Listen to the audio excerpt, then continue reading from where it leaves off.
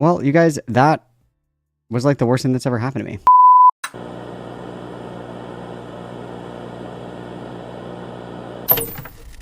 I'm going to pull up this video. So here's my original thoughts. Okay. My original thoughts here are, so I'm a little, I'll show you guys where I'm at. So you guys aren't like, oh my God, Malcolm pre-watched the whole video. I didn't. Okay. I didn't pre-watch the whole video. I did not. Okay. So this is where I am. This is where I am in the video. Okay. I'm right here. I'm right here. This is where I am. Okay. So this is my only criticism so far. Okay. And I took a page out of a couple people and their suggestions, or, you know, better yet, I'm not even going to do all that. I'm not even going to do all that. I'm not going to preface with all that, okay? When I watch hit pieces on people, okay, you have to convince me not to like them, okay? So I already don't like Lily Orchard because I'm already, like, privy to a lot of, you know, the crazy shit that she does, right? So I'm privy to it, so I already don't like her. So it's not like you have to do a lot of legwork to convince me, obviously. However, for your average viewer that's coming in, doesn't really know anything about Lily Orchard, doesn't really know like the issue or whatever. This is a 2.5 hour long video, and so we start with before YouTube, early creations, Terra, Callie, Stockholm, and then like it gets progressively worse, right? Like it gets progressively worse. That is a general criticism, where the thing that we should have started with is the really harsh criticism, then get into everything that like accumulates to it. So like you start off and it's like, who is Lily Orchard? Lily Orchard is, you know, like a brony YouTuber. This is like some of the shit that she was making, you know, da-da-da-da-da. The allegations are incest, pedophilia, dog fucking, like literally just like throw it out there and then weave the needle afterwards. Because for your average viewer, you don't get into the good stuff until much later in the video, right? Like the Josh Scorcher thing, Lizzie, all this other. Courtney is right here at the end. Courtney is what? This is 2 hours into the fucking video, in a 2.5 hour long video. This is arguably the worst allegation. We need to start with the boom. You know what I mean? You know, when you do like creative writing, they always tell you to start with something like to catch the reader's attention. Like your first sentence should be like a hook to like pull somebody in to want to read more. The first half an hour that I've listened to of this, it doesn't leave me yearning for more lore. It really doesn't. It's very boring, very dry. Like here's her, like I'll go back and we'll do the Terra Callie bit because that bit is interesting without a doubt. But like this stuff is like, it's just like, I don't know. You know what I mean? What's up, Darren? How are you? So that's my thought. That is my thought. I'm open to constructive criticism, right? It was a dark and stormy night, and the sexy Pokemon were out for all to see. Like, there you go. Boom. I'm interested. I'm like, what are you talking about? Sexy Pokemon. Like, let's go. I want to hear more. But we didn't start out very strong. So I don't know. What do you guys want? Should we start all the way from the beginning? Must we start all the way from the beginning? Or do you guys care if I just start with the juicy? No. What do you guys think? You guys decide. Guide me. What do you desire? What do you guys desire?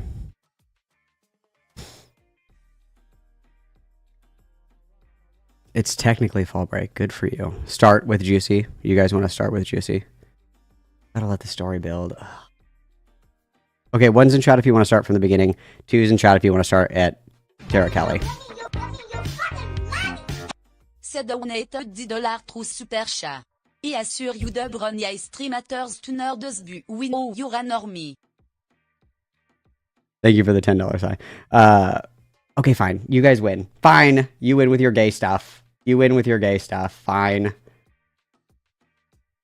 guys win with your gay stuff. All right, hang on. Let me make sure all this shit's ready. Hang on now. Okay, that's good. And then I also have to get... I obviously have to get my emotional support solitaire if we're going to get through this, okay? All right, fine. You guys... And I can skip the sponsorship too. Thank you for your permission, Benko. Thank you. Okay, let me get my emotional support solitaire up. Okay. All right. Okay. You guys win with your gay stuff. Fine. We can learn about brony lore. That's fine. Let's learn about brony lore together, guys. Let's do it. Okay. Anyway, before we get started, I just want to tell everybody, I watched the new Salem's Lot. Very anticlimactic. Not as good as the first. Still okay, but, you know, could have been better. Anyway, I just wanted to let you guys know.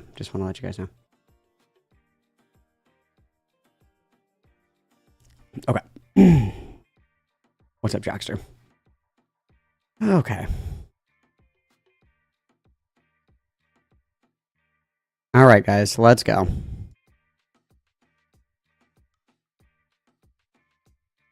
Oh, fuck me. Hang on. Entire Stockholm series, a work that's contents are so severe, Oh, so for fuck's indescribable. sake. Okay, sorry. 728,789. This is the number of words contained in the entire Stockholm series. A work that's contents are so severe, so indescribably concentrated in gratifying certain illegal activities, that its distribution alone can result in punishment if the perpetrator lives in Canada. And Canadian content creator Lillian Orchard, an attached author of this work, has been archived distributing it. Even this pales in comparison to the allegations that are now coming out against Lily. From her sister Courtney, that graphically details what she claims Lily did, to Patchwork detailing the extreme art that they made for Lily. There exists a seemingly endless stream of transgressions in the already highly contentious children's television reviewer space that Lily exists in. Even Lily has shown to greatly dislike herself. Ugh, I'm so goddamn sick and tired of being me. Adding to the confusion is a mystery of her alleged infamous alias, Terra Callie, her history as Ballspawn, and an obsession with the Pokemon Gardevoir. This, without exaggeration, only scratches the surface. Even with Lily constantly scrubbing her history, there exist enough archives to capture this otherwise unbelievable story that will be assembled in this video. I will say one thing that's nice, and this is something that I've bitched about endlessly, is like the TLDR condensed lore. Like, this is what I have been wanting, because there's so much shit to read about Lily, and it's never condensed in one place for like easy, leisurely, like, indulgence in the content. Like, you have to, you know, pull pieces of information from all fucking corners of the internet.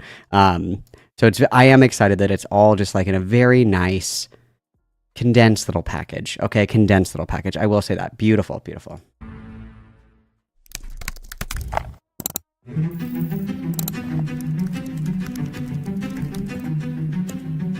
Quote, Ballspawn was born on May 30th, 1992. Having a rough childhood due to bullying and torment at school, he had a mental breakdown at the age of 14 and was sent to the Ray Allen Center on November 28, 2006 for a month. Unquote. There are several things of note from this quote. First is this is one of the earliest standing archived entries involving Lily. Second is the name Ballspawn. This was her online moniker, likely derived from the race of Ball from Dungeons & Dragons, a race more so known for aligning with evil. But this influence was more than likely through Baldur's Gate, which Lily has been known to play, as it also licenses the Dungeons & Dragons IP. Third is this was Lily pre-transition, when her name was Jerry Pete, and as such going forward all quotes or references towards Lily will be read to reflect her currently. The fourth and final point is the specificity of this fanfiction wiki. Despite Lily being relatively unknown, Of course there were going to be sexy Pokemon. We're watching a video about Lily Orchard. Like, of course there's going to be sexy Pokemon.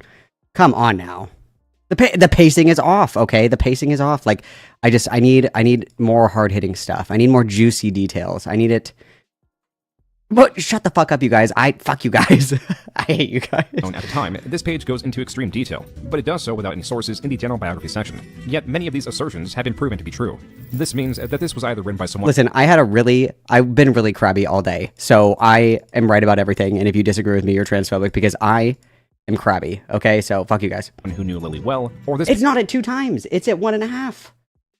You guys are haters. page was written by Lily herself. The page includes insight on Lily, who was 14 at this point, stating that she was sent to 2 different care centers because of severe depression and what comes with it. Things hardly improve from here.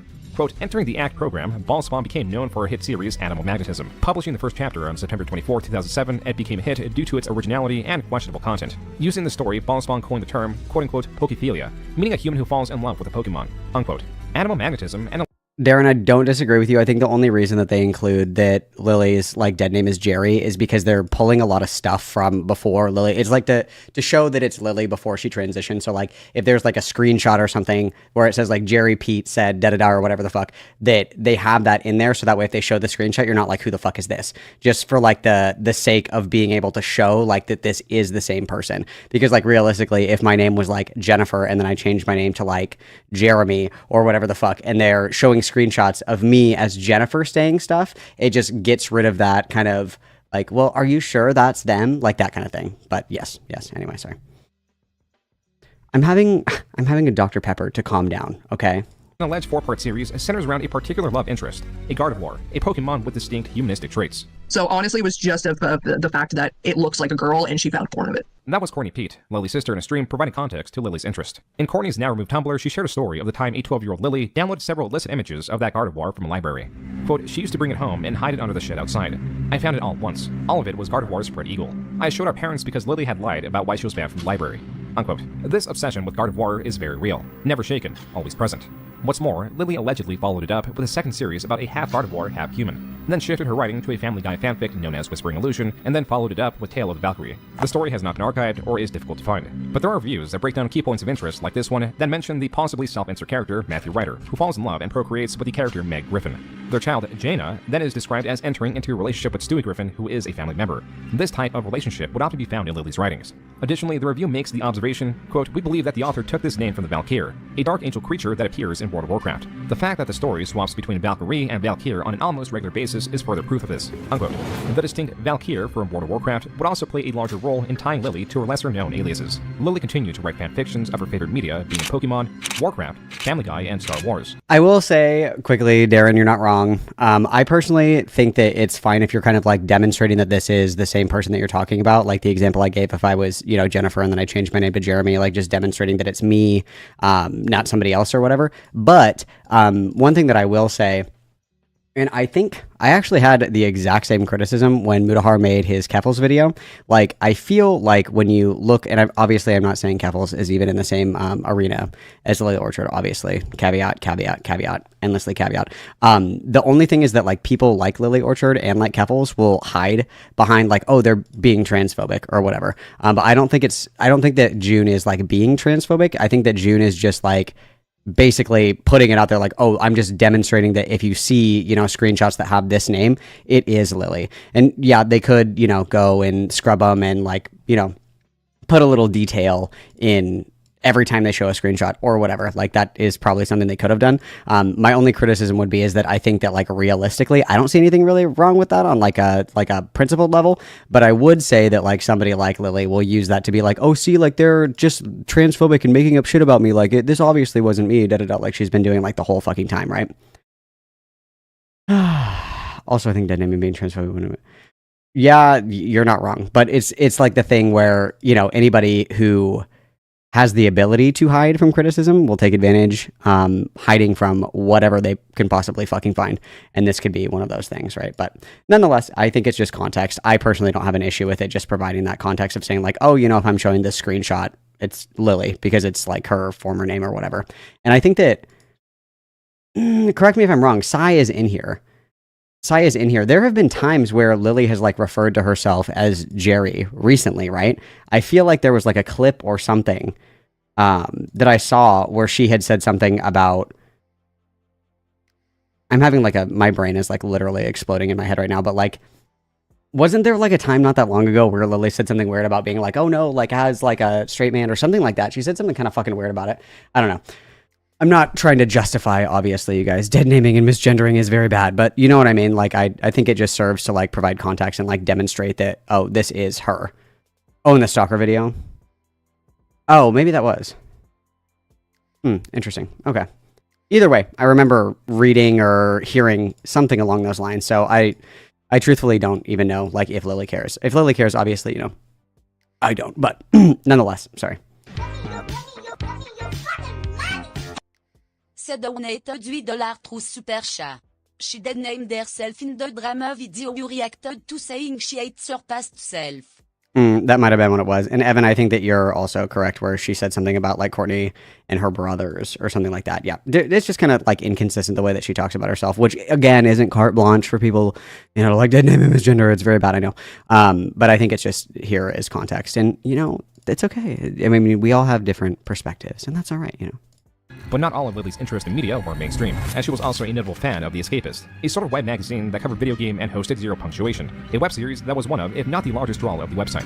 These videos had a recognizable yellow background with simplistic art and fast-paced narration that also delivered a string of quips that were tied to the equally fast-paced visual gags. And I hate when I look back on my time with them all and realize I just flushed away months of my life that I could have spent writing a best-selling book or raising a child or pounding nails into my face. Lily's looser ties from the website come from the banned Ballspawn account that at one point stated, quote, "I have taken a life in self-defense," unquote.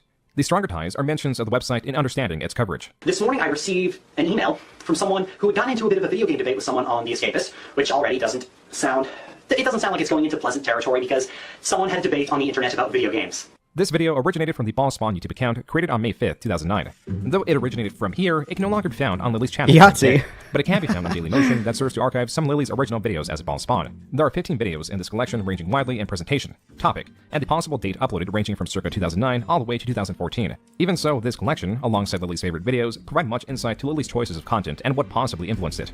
like enjoying the nostalgia critic as seen in her favorite videos, or Josh Scorcher, also known as the Fiery Joker, who's often mentioned in her videos.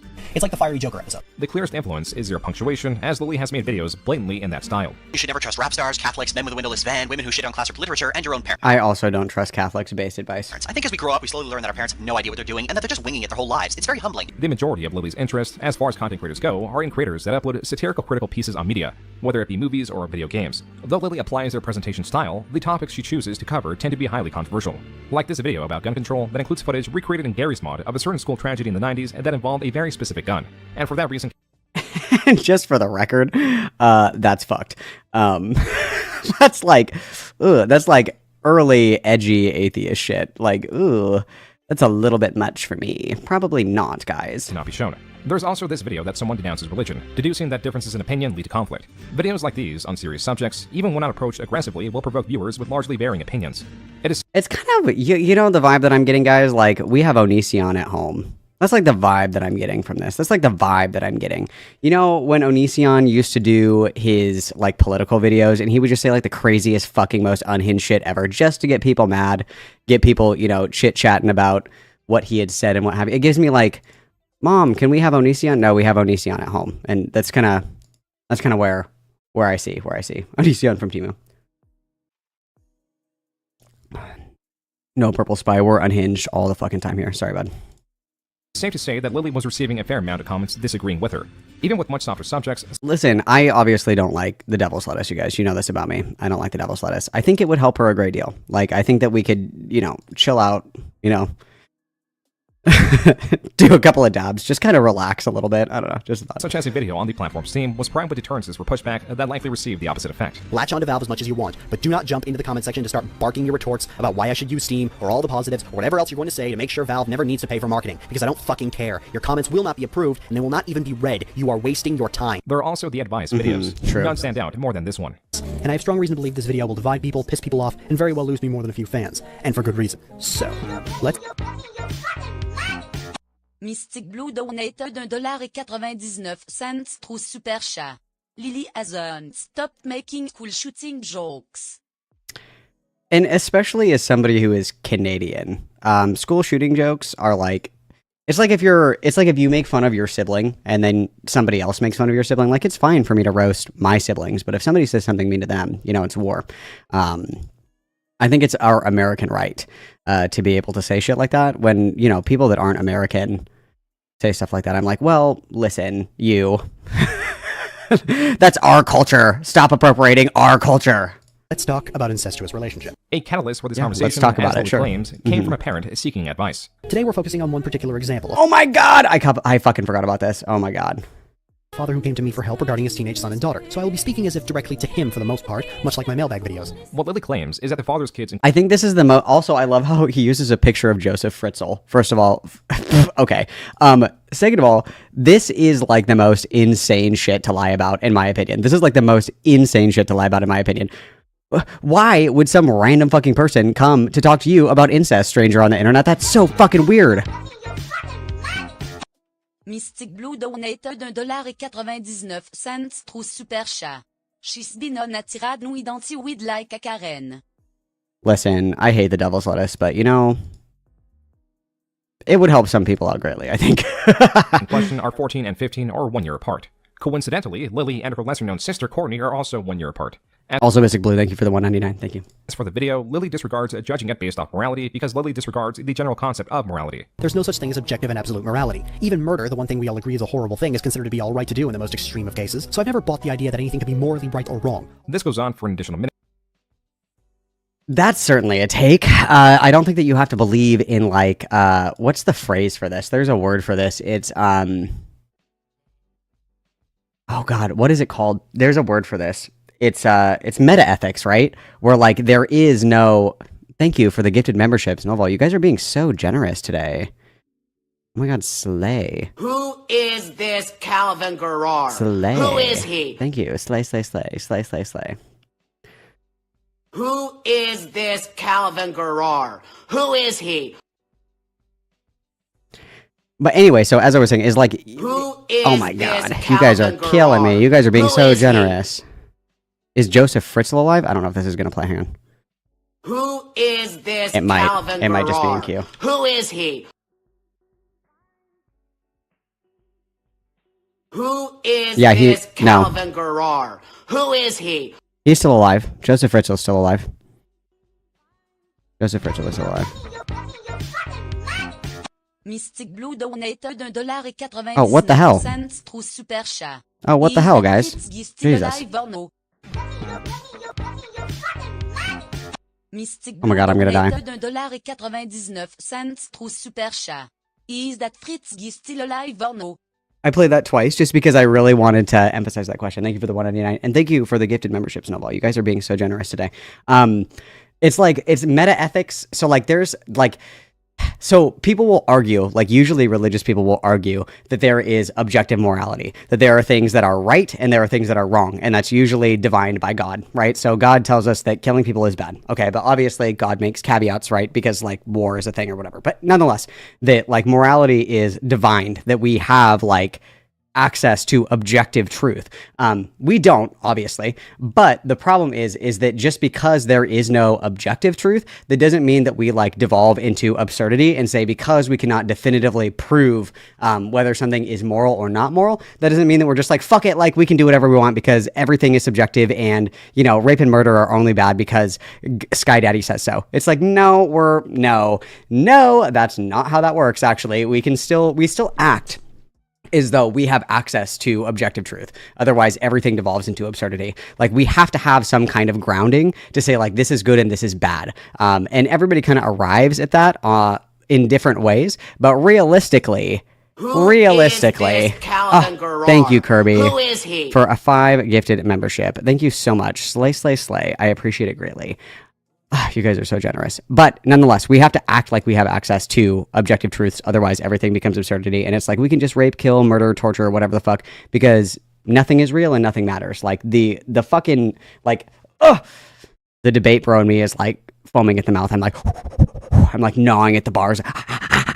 Like, it's just so fucking stupid. Okay, sorry. Minute where nothing is effectively added to the argument. As for my help, you're obviously asking whether you should approve or disapprove. I hate to tell you this, sir, but it's not your place to do either. What you have to do is decide whether or not you could accept this about them. As a whole, Lily's videos are angry, distracted, and uninsightful. But there is another element. This video in particular is being brought forward through the guise of a question proposed by an unidentified parent. The likelihood of a parent approaching a teenage YouTuber for advice for this very unique, highly sensitive problem is not very high. Lily has also— Okay, this is a dumb question. Sai is in here. Sai might know. Okay, so like if you look at my screen on the chat, like on my stream, like on my actual stream, you can see that like it doesn't have like the actual emojis. It has like the OG, like that's the emoji name. It doesn't show the emojis. Does anybody know how to fix that? Because I know that if you guys are in the chat and you have it open, it shows them, but it doesn't show them on like the stream. You know what I'm saying? You know what I'm saying? You guys know what I'm saying? Like, will it? I have the emotes enabled.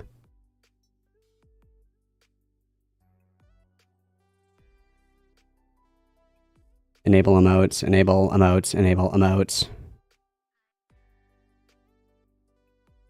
Ah, it might be this one. Okay, hang on. See if that works. Is that working? Nope, that didn't work. Well, that's fucking stupid.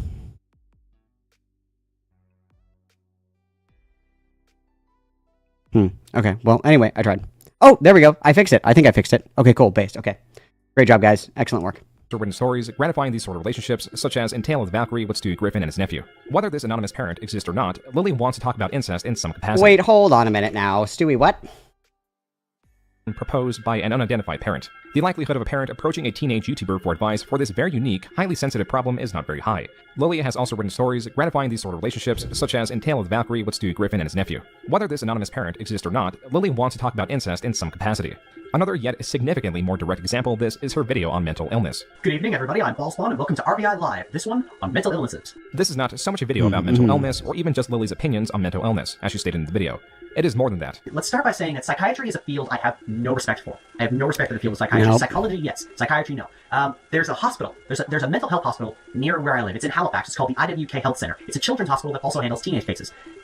In January, I went into cardiac arrest after accidentally overdosing on risperidol, which is a medication I take for pervasive developmental disorder. While Lily denounces psychiatry and tries to drive the video in a more general discussion about the effects of narrowing the treatment of a patient through the diagnosis to then directionless rambling, she goes back to talking about herself, and it becomes apparent that this is a video about her grievances. I find it's funny how child psychologists can spend years in school learning how to deal with children, but they've never met a child in their life, probably. Probably. Except They work with children to diagnose children, but they've never met a child. Interesting. for when they were children, they probably never talked to a child in their life. Child psychology is another field I have no respect for, and there's another problem with psychiatry and child psychology. It's all very children specific, and you can never paint two children with the same brush. No, they're like snowflakes. No two children are the same. Lily, being diagnosed with autism, feels both. I mean, not a wrong point, but I mean, nonetheless, I feel like I don't have to like fucking explain this, but like, yes, obviously, like children are different, but there's like the whole point of like psychiatry is that you have like quote unquote abnormal patterns that you can cluster under one thing and say this is what this is, and then that way you can help with that. But yeah, sure, cool. Misunderstood and neglected. The biggest problem is that it's only for children. All these diagnoses and the symptoms go towards children. So true. Adults never get diagnosed with anything. You're so right. Based and true. Yes. If someone is born in a time where these diagnoses aren't common, if they weren't born in the last 5 or 6 years, they're lost because they're teenagers now and they have no help. That was the problem, is that when I was diagnosed with PDD when I was 16, and there was nothing for me because I was a teenager. PDD. Why is that escaping me? What?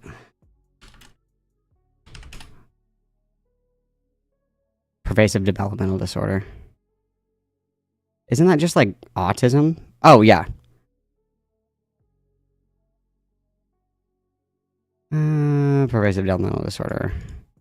Otherwise not specified as a diagnosis for children or adults who have some but not all characteristics of autism. Oh, so this is like the PC way of saying Asperger's? Am I wrong?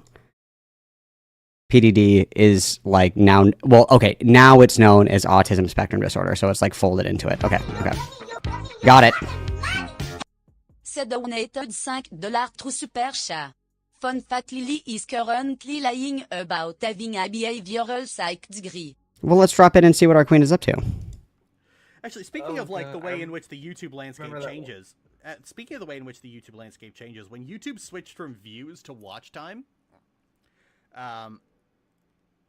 it actually did a lot to kill clickbait dead. But it basically pushed... Oh, no, we're talking about clickbait YouTube videos again. Whoops, never mind. Anyway, no, she doesn't have a behavioral psych degree. No.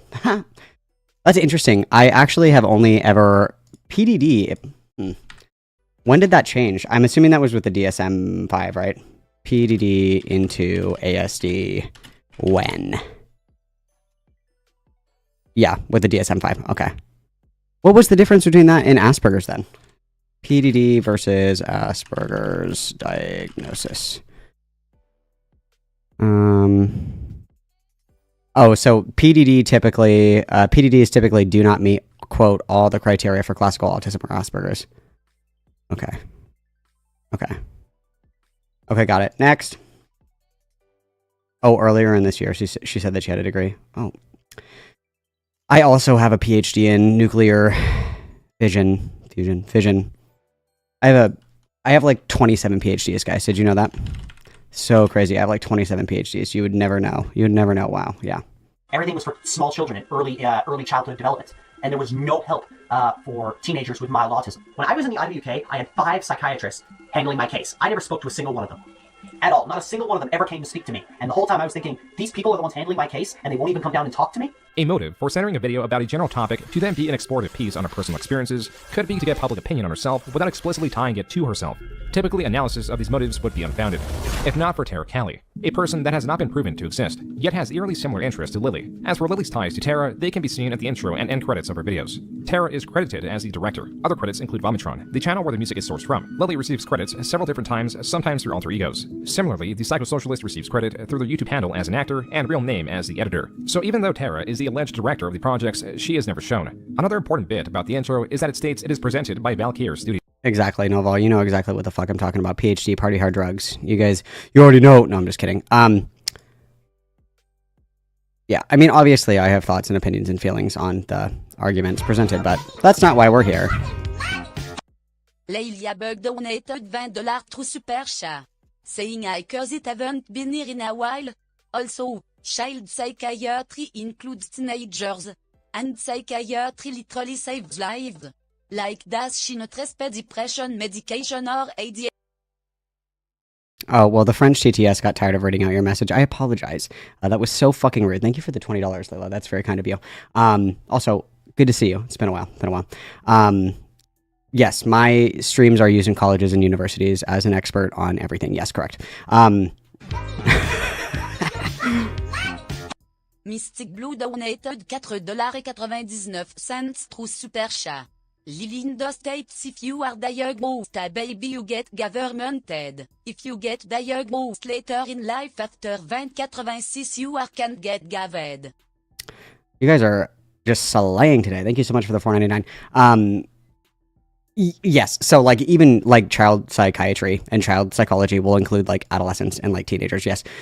So no, she doesn't know that. And then I don't know her position, but I would imagine that she would say that like psychiatric medications are probably developmentally inappropriate, or, you know, even go as far as to say they're damaging. Not to say that they can't have downsides, as like all medical interventions can, but to say that like the whole thing is just like hot dog water because you didn't get, you know, the best care, which is unfortunate. Obviously, we know that not everybody always gets the best care. If they go for early childhood intervention, which is, you know, sad and tragic, but that doesn't mean the whole field is just like total ass, right? Loneliness is if you're diagnosed as a baby, government aid. If you get diagnosed later in life, you can't get government aid. The other thing too is if you get diagnosed later in life with autism or like developmental delay or intellectual disability or anything like that, your insurance goes up, your life insurance goes up, because people with autism usually have shorter lifespans than people that are neurotypical, and then your car insurance usually goes up as well because I guess autistic people just can't drive, I suppose. Mystic Blue donated $4.99 through Super Chat. Also we hate the new term for Asperger's few quand Dami refuse to relearn it en Asperger's diagnosed Lil Gebo. Yeah, some people will still use Asperger's as like a diagnosis. I know some places will even still use like mental retardation, which is like not even a criteria anymore. But sometimes, you know, like if somebody's been diagnosed a long time ago, they'll still have that written down somewhere, like quote unquote mental retardation, which is quite interesting. But I mean, nonetheless, yeah. Nonetheless. Anyway. Videos. A quick search shows that Lily was likely not using this name in an official capacity, but she did treat it as more than just a garnish. One of them is this blog that is still standing. The most recent post, dated December 25th, 2011, Lily both signs a post as Valkyr Studios and refers to it as a company with Lily as the sole employee. But that was in 2011. In 2013, much changed. On Derby Boru, a sort of image board dedicated to the increasingly popular series My Little Pony, which is a series Lily had become a fan of. What appears to be happening in this discussion is someone posted an image of Lily's Tumblr. Within this image is Lily responding to the claim that feminists are largely not involved in the brony community by posting the image of its creator, who is a feminist. The second posted comment is Terra Callie responding to the first comment, asking if the creator is really a feminist. Is this like brony Gamergate? Is that what this is? Can anybody fill me in? Is this is this brony Gamergate? What's happening right now? But then the third comment recognizes that this post originated from Lily and states derisively, quote, "Getting burned by ball spawn is like losing a beauty contest to Steve Buscemi," unquote. This immediately sparked an argument where in the next page, Terra defends Lily, stating she prefers, quote, "rational and non-emotional thinking over everything else," unquote. But there is still disagreement, as a forum member contends Lily's content is full of contradictory nonsense. It gets to the point where Lily as Ballspawn comes in and scolds both Terra and the person she was arguing with, stating, quote, "This is not the place to discuss moral philosophy," unquote. With the cat out of the bag, Lily as Ballspawn goes on a comment spree. This goes on for several pages until an administrator of the website steps in, linking to 9 different commenters, 7 of which are anonymous posters. The other 2 are Ballspawn and Terra. And one additional anon was also linked as it was responsible for posting the initial image kicking off this thread. There are commonalities in all these accounts as pointed out by the administrator. Quote, Terra Callie, Ballspawn, and the BP post supporting Ballspawn are all the same person. And they're getting a nice ban not for participating in one-man circle jerk, but for removing tags that a moderator instructed not to remove twice. Below is my reaction to the remarkable stupidity you've been displaying here, unquote. In an attempt to keep their charade going, one anonymous account states, quote, "There are 8 people in Valkyr Studios, and they all use a VPN for resource exchange. So of course they're going to show up as the same IP," unquote. After the administrator shames Ballspawn once more, they go on to say, quote, "Surprise." Oh, Milk, I can't wait to see the SVU episode based on Lily. Somehow it'll be about Brianna Wu, though. Don't worry. Like, that episode's going to come out and Brianna Wu is going to be... Is this me? Okay, I'm sorry. "We don't just see IPs," unquote, implying that they can see all the posts also came from the same device type. This is yet another reason why Terra Callie is believed to not exist. Lily, in a future Tumblr post, stated in response to the accusations of inventing a person, quote, "Someone used my laptop to shitpost on the internet and I've been getting blamed for it ever since," unquote. As time progressed, Lily's excuses will become even less believable. Lily Orchard walked so tomfoolery could run. and the project she worked on would become ever more disturbed. In 2012, Lily was not only writing a fanfiction, she was creating a game with the same name through RPG Maker, written and published chapter by chapter. It took the majority of 2012 for the written work to be complete. The story was not notably graphic or perturbing, but it did retain Lily's key influences as the story begins and is centered around the characters of My Little Pony, only to be crossed by a Valkyr. The gist of this is that this Valkyr is a destroyer of perceived dying worlds, even if it's done through genocide, and as such, it kills many ponies before being confronted by one to parley. The Valkyr's name. My Little Pony genocide. Sentences I never thought I would hear in my life. My Little Pony genocide fanfic. Can I ever have fun on my own fucking stream? Oh god. Bug donated $10 through super chat. Also, if you get diagnosed early in life, in the set list, you can get education accommodation. He could have snack in class extra time on test and assignment to wear headphones BCE of my 500. The TTS is really just not coming through today. I'm so sorry. That's so rude. Thank you for the $10. Yes, if you have a 504 like an IEP, you can get accommodations. Sometimes you can get accommodations without a strict diagnosis, but it obviously makes it easier if you have like a diagnosis of something and you're like, I need these accommodations in the classroom there. Usually they have to follow an IEP or a 504. Very true.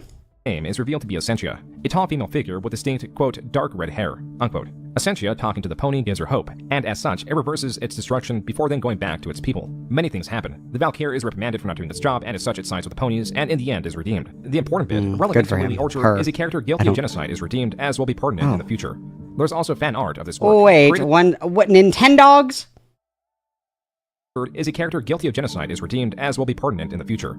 There's also fan art of this work, created by Nintendo Gal 55. Never mind. Nintendo Gal 55 is not just a fan of Lily's work, she is a collaborator. The ties through her and Lily are quite direct. On Lily's Tumblr, as Spawn on the right-hand side... What do you mean you can't understand the French, TTS? Why are you guys being bigoted against the French? What is that attitude about? Okay, maybe I'll change it. Maybe we'll do a different one. Fine. Nintendo Gal 55 is being undeniably promoted as, quote, part of the team, unquote, alongside Terra Callie. And the Ask Boss Spawn Tumblr is also certainly Lily's, as the Tumblr is promoted in archives of Lily's channel, alongside 2 wikis, a DeviantArt, Lily's blog, a TV Tropes page, a merch page, and a Facebook account. In other archives of Lily's channel, Nintendo Gal 55 is again being promoted by Lily. Here, Lily is also promoting 2 of her own additional channels. One that is dedicated to ponies, and the other that is dedicated to gaming. While their catalog of uploads have been wiped, the gaming channel has a singular playlist with a single video of Nintendo Gal 55 playing Doomsday Ascending. She likely got this, either directly from Lily, or downloaded the demo Lily posted. Wow, this game has a warning against not safe for work content. C'est donated $5 through super chat. Every true American is bigoted against the French. Malcolm, I'm so disappointed. Listen, I stand in solidarity with my French siblings. Mystic Blue donated $1.99 through super chat. C'est started the French slander. Listen, I love... That's not even true. I don't even really like French people. But nonetheless, I like the TTS. I think it's funny. Okay, I think it's funny, and that's what's important. But I'll look at the other voices later and see if there's a better one. We'll look in a little bit, okay, you guys? We'll look in a little bit, okay? That means it's good! At least in the minds of children, anyway. The game itself, being a demo, is mostly true to Lily's Doomsday Ascending story. It is also confusing to navigate to the point that Nintendo Gal 55, a vocal supporter of Lily, takes issue with it. Okay, I have to admit, this took me over an hour to get right. I had so many complications it wasn't even funny. So this is now my, I think my 4th time playing it today. That's right, 4th time. Took me over an hour to do, but, completely worth it. Reviewers not so attached to Lily were not as generous with their criticisms of the game. On EquestriaGaming.net, there exists a review calling the game uninspired and dull, full of inaccessible buildings with open doors, unclear quests, human clothes in pony shops, etc. Quote, this game was bad enough already, but adding pony porn was the last straw, unquote. For these reasons, the game got a hound grade of 2 out of 10, as soon as... Sorry, this game is too horny. There's too much My Little Pony porn. Oh my god. None of these words are in the Bible, you guys. This is so fucked up. The bottom of the review. And we haven't even got to the worst parts yet. We haven't even gotten to the worst parts, and I'm already like, fuck. The reviewer does not speak in exaggeration about the pony porn. This is very much part of the game.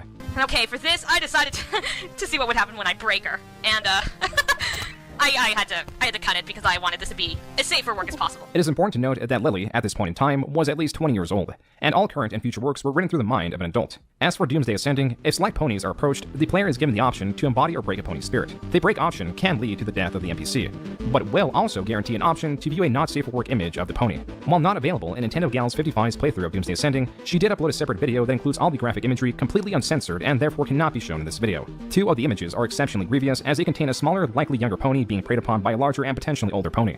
One scene is a pony's in the shower, and the other is clearly a sexual act that won't be further described. The most unspeakable commonality between these 2 images is that they are exactly what happens in the fan fiction A Mother's Love, A Daughter's Passion. A piece so offensive, the work aside from select quotes will have to be censored. This is again a story written in the universe of My Little Pony, with character Twilight Sparkle, who is also the main focus of Doomsday Ascending, playing the mother of the filly, Nyx.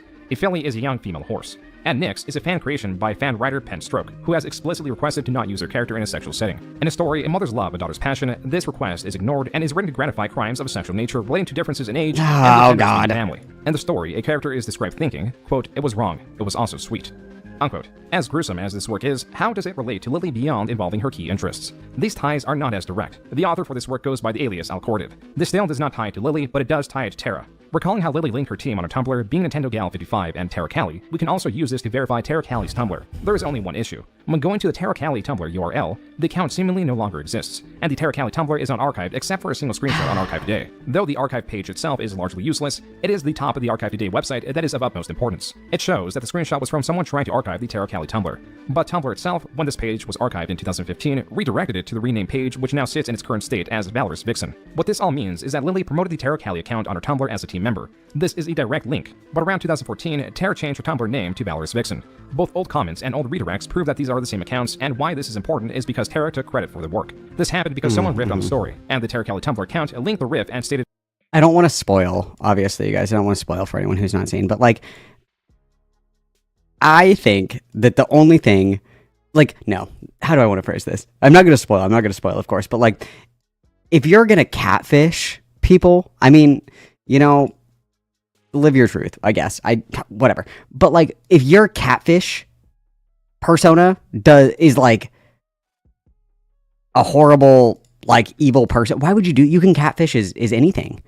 The internet is endless, right? You could be anything you want. You could lie about being a lawyer. You could lie about, like, I don't know, like, working for the UN. You could lie about, like, being, like, 25 feet tall. I don't know. You could, like pick something better than being, like, a predator. Like, why would you catfish why would you do that? Why would you do that? Why would you do that? It's insane. It's insane. quote, putting aside the gratitude of finally having someone point out all the spelling and grammar mistakes I made, this is just hysterical, unquote. This admittance means that Terra Callie is also the user Alcordive, the alias used to post the original work. Terra's Tumblr reveals much more than just this connection. It also directly links the Terra Derpy Borio account. In a separate post, she admits to using Lily's computer, yet in all these posts, there is not a single image of her. At most, she describes herself as having, quote, deep red, unquote, as a natural hair color. And though at this point in around 2013, where Lily has known Terra for about 5 years, no one else has seen her except for Lily. This is all while she claims to have had sexual relations with Lily, all while Lily lived at her parents' trailer. Surely Lily's parents must have seen her if she's interacted with Lily for that long. But she has an excuse for that too. Quote, I spoke to her brother on Facebook, but I kept away from her parents. I honestly did not want to meet them. They're not nice people, unquote. Even Lily's father, according to Terra, doesn't believe she exists. Quote, I even heard Lily's own father accuse me of not being real, unquote. Well, this was not very convincing. Considering that Terra is credited as the director of Lily's old videos, she should have been present within Lily's household. But then Terra states she has been screen present. So surely Lily must have an archive of her being on camera in old videos, yet not a single frame of her has been found. What's more, while Terra claims she is the director of these works, she describes the job of an editor. Quote, so yeah, I'm behind the scenes, I'm the director. I make sure everything is good to go before it's published,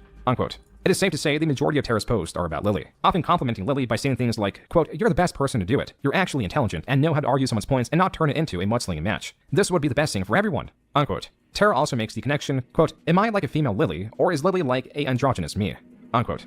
And I wouldn't be making these accusations of this egregious nature if I wasn't for sure. You see, if there's one thing that anyone who has followed Jerry knows the most about him throughout his entire internet career, it is that he has a deep-seated desire for control. She does not see people as people. She sees them as things for her to use. Britt was a viewer turned friend of Lily's. I met her in 2010. I ended up subscribing to her, watched her for a little bit, ended up sending her a message on YouTube's old personal message system.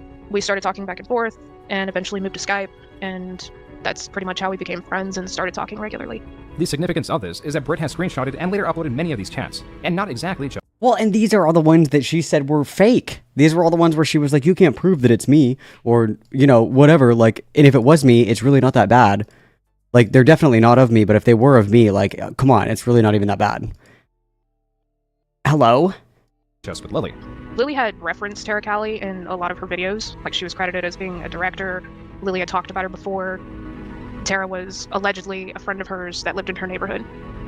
And yeah, one day Terra Callie popped up on Facebook and started messaging me. Britt also uploaded some of the conversations with Terra amounting to 132 screenshots with Terra alone. Oh, all in all, these are of a sexual nature, either referencing Terra's experience with Lily or flirting with Britt. The ones of a sexual nature not related to the former category are extremely grotesque and as such cannot be described in detail. These two screenshots are of Terra admitting to doing things with a dog. This one is Terra being into full con. Like, again, imagine you can catfish as anything, you guys. The world is your oyster. You can pretend to be the president of, like, Zimbabwe or some shit. Like, you could do whatever you want. Instead, you fucking LARP and lie about being a dog fucker on the internet. Why? Why? What possesses people to behave this way? Or the interest in young ponies, which also makes it all the more likely that she did write a mother's love, a daughter's passion. There are also a fair amount of screenshots where Terra is trying to convince Britt to get sexual with Lily. This was a problem for a litany of issues. Yeah, when me and Lily knew each other, she was fully identifying as a cisgender man, and I'm a lesbian. Lily was quite aware of this. Yeah, that was like the main point of contention between us, so she kept trying to use any means possible to try and convince me to be sexual with her, despite the fact that I'm gay. Terra at the time was bisexual and shared her experiences with Lily, but then admitted those were lies. Regardless, Terra identifying as a woman was more forward in her approach to Britt than Lily was. She even sent her pictures, but these pictures were not of Terra, and were traced back to a model. It is also important to mention that apparently this was Terra Callie's profile picture, but that was soon likely changed as the image was also traced back to an easily found image on Google. The facts are that no one beyond Lily has seen Terra. Terra is a liar, a predator, a criminal, and her story gets ever more unbelievable, especially the one of her origin. Yeah, the story was she ran away from California because she got kicked out of her parents' home because her parents caught her essentially her younger 15-year-old sister.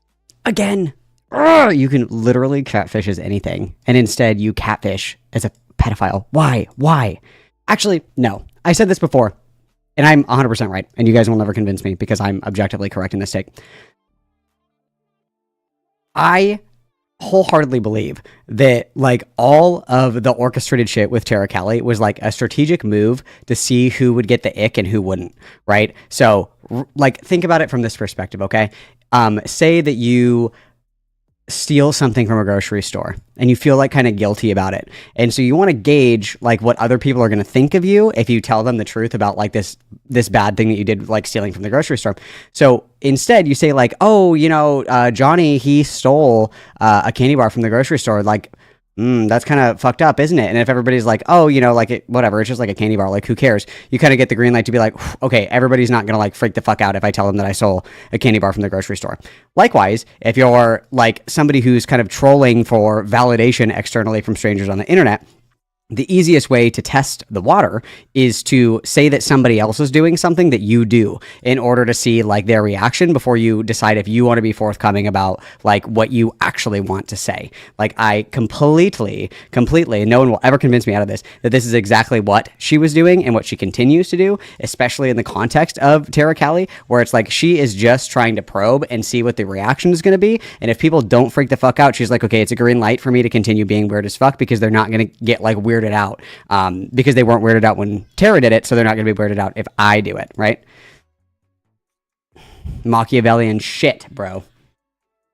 And at some point, the 15-year-old sister also tried to run away from California to Canada and froze to death. Even though Terra is an... And then also, fun fact for you guys. If you're going to lie about crazy shit like this, like, you have to make it somewhat believable. Because that's just, like, so fantastical and unbelievable. Like, it sounds absurd and ridiculous on face value, right? Like, if you want to be mastermind evil catfish, you have to make your lies believable, okay? This is a classic trope that the lolcow falls into. Tomfoolery is also guilty of this. I can name countless examples, okay, of people that over-embellish to a point where, to a point of absurdity, basically. Like, she ran away from home and her sister froze to death in the fucking desert. Like, okay, what? Like, if you want to be on MTV's Catfish, you guys, you have to make your catfish lies believable, okay? Like, what are you doing? What are you doing? That's so fucking crazy. An adamantly disturbed individual, she somehow secured a job working for the government. On her Tumblr, she describes this job as just printing out papers and being a lackey pertaining to securing passports. She also told Britt that she makes $130,000 a year from this job. Everything about Terra made Britt suspicious. Like, I kept trying to get any sort of concrete evidence that Terra was a real person, but she would refuse to send voice notes, she'd refuse to get on voice calls, she'd refuse to get on cam. And it was always, oh, my vocal cords are damaged. Oh, I'm afraid that creepy true. people will record me. Oh, I'm afraid that if I get on camera, I'm going to get sexually harassed. It was always...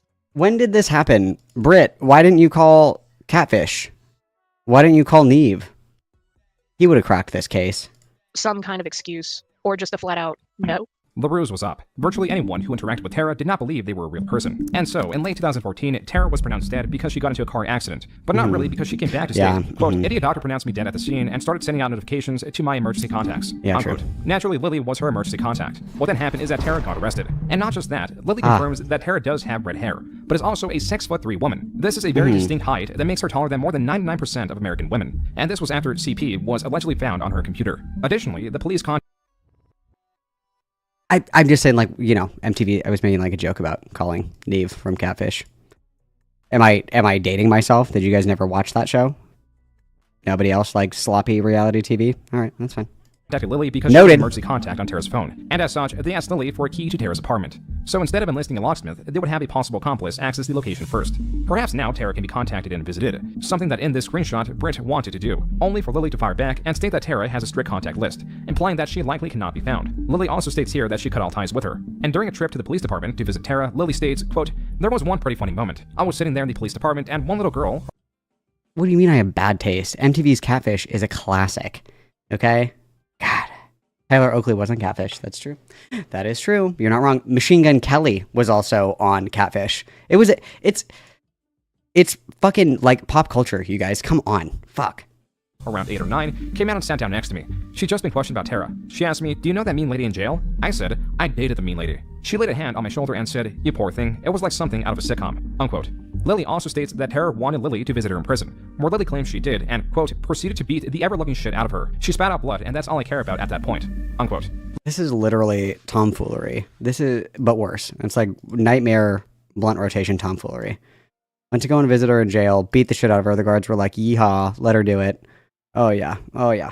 Lily later states that the guards allowed this to happen to quell Britt's suspicions. Lily also claims that in the past, Terra beat her up with a studded belt. She also tells Britt that Terra sent her compromising images of Britt a few days before she got arrested for some reason. It also appears that Valkyrie Studios had lost its director. In the 2015 updated and archived fan wikia page, there is still more about Valkyrie Studios. Quote, Ball owns... Like, she should have ended that story with, and then everybody clapped. Like, that's the level of shit that we're on right now. And then everybody in the waiting room for the prison clapped. They all clapped. Like, the MGK episode was really good.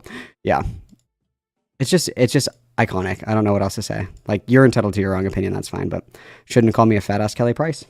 A small media company she created under her own name called Valkyrie Studios, unquote. No, that was a full-blown lie. I can tell you exactly what Valkyrie Studios actually was and where it started. I was the first quote-unquote member. There was me, her sock puppet Terra Callie, Blake Diamond, and then later Nintendo Gal, but Machine Gun Kelly, yes. We didn't really do anything together. Like, we were just a group of people that she would talk to and keep separate from each other, and she called us a studio. Even on the Daily Motion archive, Blake Diamond is seen on a livestream with Lily, even presenting the livestream as the Valkyrie Studio livestream. I need to ask you to stop doing the implying the sentence structure. I code for 4chan, we do not discuss 4chan in the Valkyrie Studios livestream. As it so happens, Blake also interacted with Terra Callie, and when Blake decided to stand up to Terra and Lily, they berated Blake, calling him a butt monkey or the butt of the joke. Lily on her own Tumblr... A butt monkey? Blake decided to stand up to Terra and Lily, they berated Blake, calling him a butt monkey or the butt of the joke. Lily on her own Tumblr states both that Blake is... fucking owned! Butt monkey? Okay. She can manipulate and verifies that she is a manipulative person. Oh, quote, God. Because Blake looks for yes men, and I am most assuredly not it. If you're the kind of person who is easily manipulated, easily driven to hysterics, and embodies the very worst of this website and is complacent in your failings, I am the worst person to befriend, and Blake is very much that. Unquote. Blake's wife responded to Lily's attacks by stating, quote, perhaps, Blake doesn't like you because you're a manipulative egomaniac, and most people don't like manipulative egomaniacs, unquote. Well, Lily discredits Blake by stating Blake declares feminists to be terrorists, something Blake's wife also responded to by disagreeing with Lily. And this was not the last post that Blake's wife responded to. At this point, Lily, towards Blake's wife, states this, quote, that's the kind of conversation where if we'd had been standing in the same room, I would have built at her. Unquote. At the start of 2014, Lily's inner circle through her faux studio included Britt, Nintendo Gal 55, Blake Diamond, and Terra Callie. The latter two are no longer within this circle. While Britt continued her friendship with Lily, Nintendo Gal 55 in a similar position was also a business partner of sorts. one that would co-author Lily's most infamous work, a series that's combined word count is 728,789. That means, from start to finish, if listening to the words at 150 words per minute, it would take 80 hours and 55 minutes just to get through. Oh my god. Its contents, this is one of the shocking facts. This is none other than the Stockholm series. Oh, As of right now, Jesus. there are 9 archived works. There are also several works that Lily abandoned, meaning that there were more than this. As for the 9 recovered, the longest entry is 239,000 words. The shortest is just shy of 8,000, and appears to be an incomplete rewrite of an entry of the same name. Other works in the series are largely tagged as incomplete, cancelled, or on hiatus. As for the stories themselves, they are undoubtedly set in the My Little Pony universe. Unlike Lily's previous stories, her own characters, such as Essentia, make a return, again being described as having red hair and being so tall it scares people. This is the exact same description of the Essentia character written in Doomsday Ascending. Instead of reading this, why don't you just read the Bible? Like, honestly, please, like, help. These very distinct descriptions are also the only way Terra Callie has ever been described. Essentia was one of her self-inserts. Yeah, like, she'll deny that, but based on how she's used Essentia over the years, how she talks about her, the fact that she was actually her main World of Warcraft character for a while, the fact that if you were to take how she compares Terra Callie and Essentia side by side, they're basically the same person. Side note, Lily also uploaded her save game Skyrim to Nexus Mods, where she played through the entire game as Essentia. What's up, Sansol? Thanks for the raid, Sansoy. I appreciate it, bud. We're inflicting severe amounts of psychic damage onto ourselves. Watching the Lily Orchard June video that is an exposition of Lily Orchard's crimes. And yeah, we're just in a lot of emotional and psychic damage right now. We're waging spiritual warfare. This is our holy jihad. Thank you for the raid, King. I hope that you are well. Yeehaw. These screenshots of her character are again fitting her canon description, but not all of Lily's characters are derived entirely from fiction. In the first entry of Stockholm, named Stockholm, there is a character named Firebrand. Very creative. The first entry of Stockholm called Stockholm. Love that. Love that. Love that. Riveting shit. This character, while inherently fictional, is a creation and representation of Josh Scorcher, a creator that Thanks for Lily the follow, looked up Ice to at this Beans. point. As for Stockholm, the first entry of the series revolves around the character Rainbow Dash, modified to fit Lily's perversions. The character, though canonically female, now has a penis, is described as intersex, and has an uncontrollable lust for minors. In the story, she approaches Dr. Firebrand about her fantasies. Firebrand then makes the connection that her pedophilia is because she is intersex. The doctor also states, quote, "I would recommend that you relax and enjoy your fantasies." Firebrand said with a smile. "You'll find that once you do, you'll be feeling less guilty about yourself, and less likely to think you'll do something you'll regret. Think about how you'd feel." How can you write this much about this topic? Like, how fucking sick of the head do you have to be to write, like, basically, like, 10 Lord of the Rings novels about My Little Ponies fucking? Like, oh my god. Oh my god. No! No! No. If one of those girls were over and were making you excited, but you had the security of knowing you can go upstairs and take care of yourself once they've left, you'll feel more relaxed, wouldn't you? Unquote. It is important to note that this scene happens after Rainbow Dash stole the panties of one of her victims, who is a minor, and then proceeded to pleasure herself to them. Though these characters are taken from the My Little Pony universe, they are described as human. On top of this, there are endless, highly descriptive sex scenes written to gratify these things.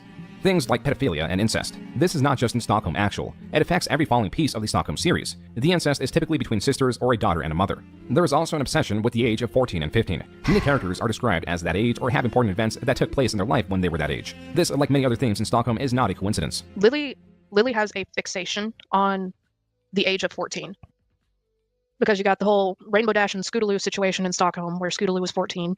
You have the Mod Pie and Pinkie Pie stuff. There was the Rarity and Sweetie Belle in Stockholm. Virtually all characters within every entry are deeply disturbed individuals. Even the minors are having these thoughts. One of them in the Dash family entry states, quote, "When she's changing or taking a shower or trying to be alone, even when I started crushing on you, I was still spying on my sister. And sometimes I steal her underwear." Unquote. The minor that is saying this had her panties stolen by Rainbow Dash in the first entry of Stockholm, but was allowed to see her while she was institutionalized. In this entry, there's also a different pony YouTuber that Lily looks up to, being Dr. Wolf, who prescribes Rainbow Dash specifically risperidone, which is an antipsychotic, something Lily likely became familiar with when she was institutionalized as a teen. Also in the story, Rainbow Dash imagines a younger form of herself, who she initially named Pervy, but then later renamed CL. God. Initially imaginary fetish piece, CL This is manages horrible. to slowly and inexplicably turn corporeal. The issue with her turning into a real person is that she will be I take back my earlier criticism. I think that I think that you guys are right. The pacing is fine, because if they would have started this video with this information, I think my head would have fucking exploded. I think my head would have fucking exploded if this is what we would have started with. I think that I would have perished immediately, like burst into flames level shit. Like none of these words are in the Bible. This is just unholy. It's just unholy. It's demonic. She's not a Christian. You know, it's just, this is like, I'm not having fun. I'm not having a fun time. I'm not having a fun time at all. I'm not enjoying our time together. fuck? Be taken away from Rainbow Dash. Quote, okay. As much as I want to be written. C'est donated $5 through Super Chat. And this is just the part of Stockholm June can read without demonetization. Yeah, I'm imagining that this is probably like the most, for the lack of a better phrase, please forgive me, this is probably the most like vanilla shit that's in here that he can read for YouTube. Yeah, I'm imagining that like, yeah. I think that this would, kill like an Amish person.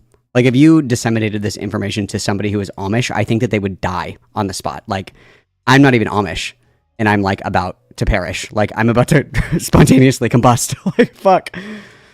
Real, I certainly don't want to be thrown out and kept away from Dash, but still, unquote. This is what Stockholm is. Bizarre, grotesque, and a crime in Canada. First and foremost, a child in this connotation is described as anyone under the age of 18, and as Lily clearly defines them with humanistic traits, they are, quote, visual works of the imagination, unquote. And even imaginary, this kind of writing is not exactly illegal. It becomes illegal when distributed, and by her own words, through her distributing it, it contains, quote, scenes of violence, sexual content, depictions of domestic abuse, depictions of mental illness, depictions of ephebophilia, mentions of redacted, an incorrect depiction of an intersex person, negative depictions of the field of psychiatry, depictions of toxic relationships, and other such objectionable content, unquote. Here, Lily is again admitting to writing the work, apologizing for how she framed intersex individuals, but as her work was discovered and criticized, she sought to distance herself from it.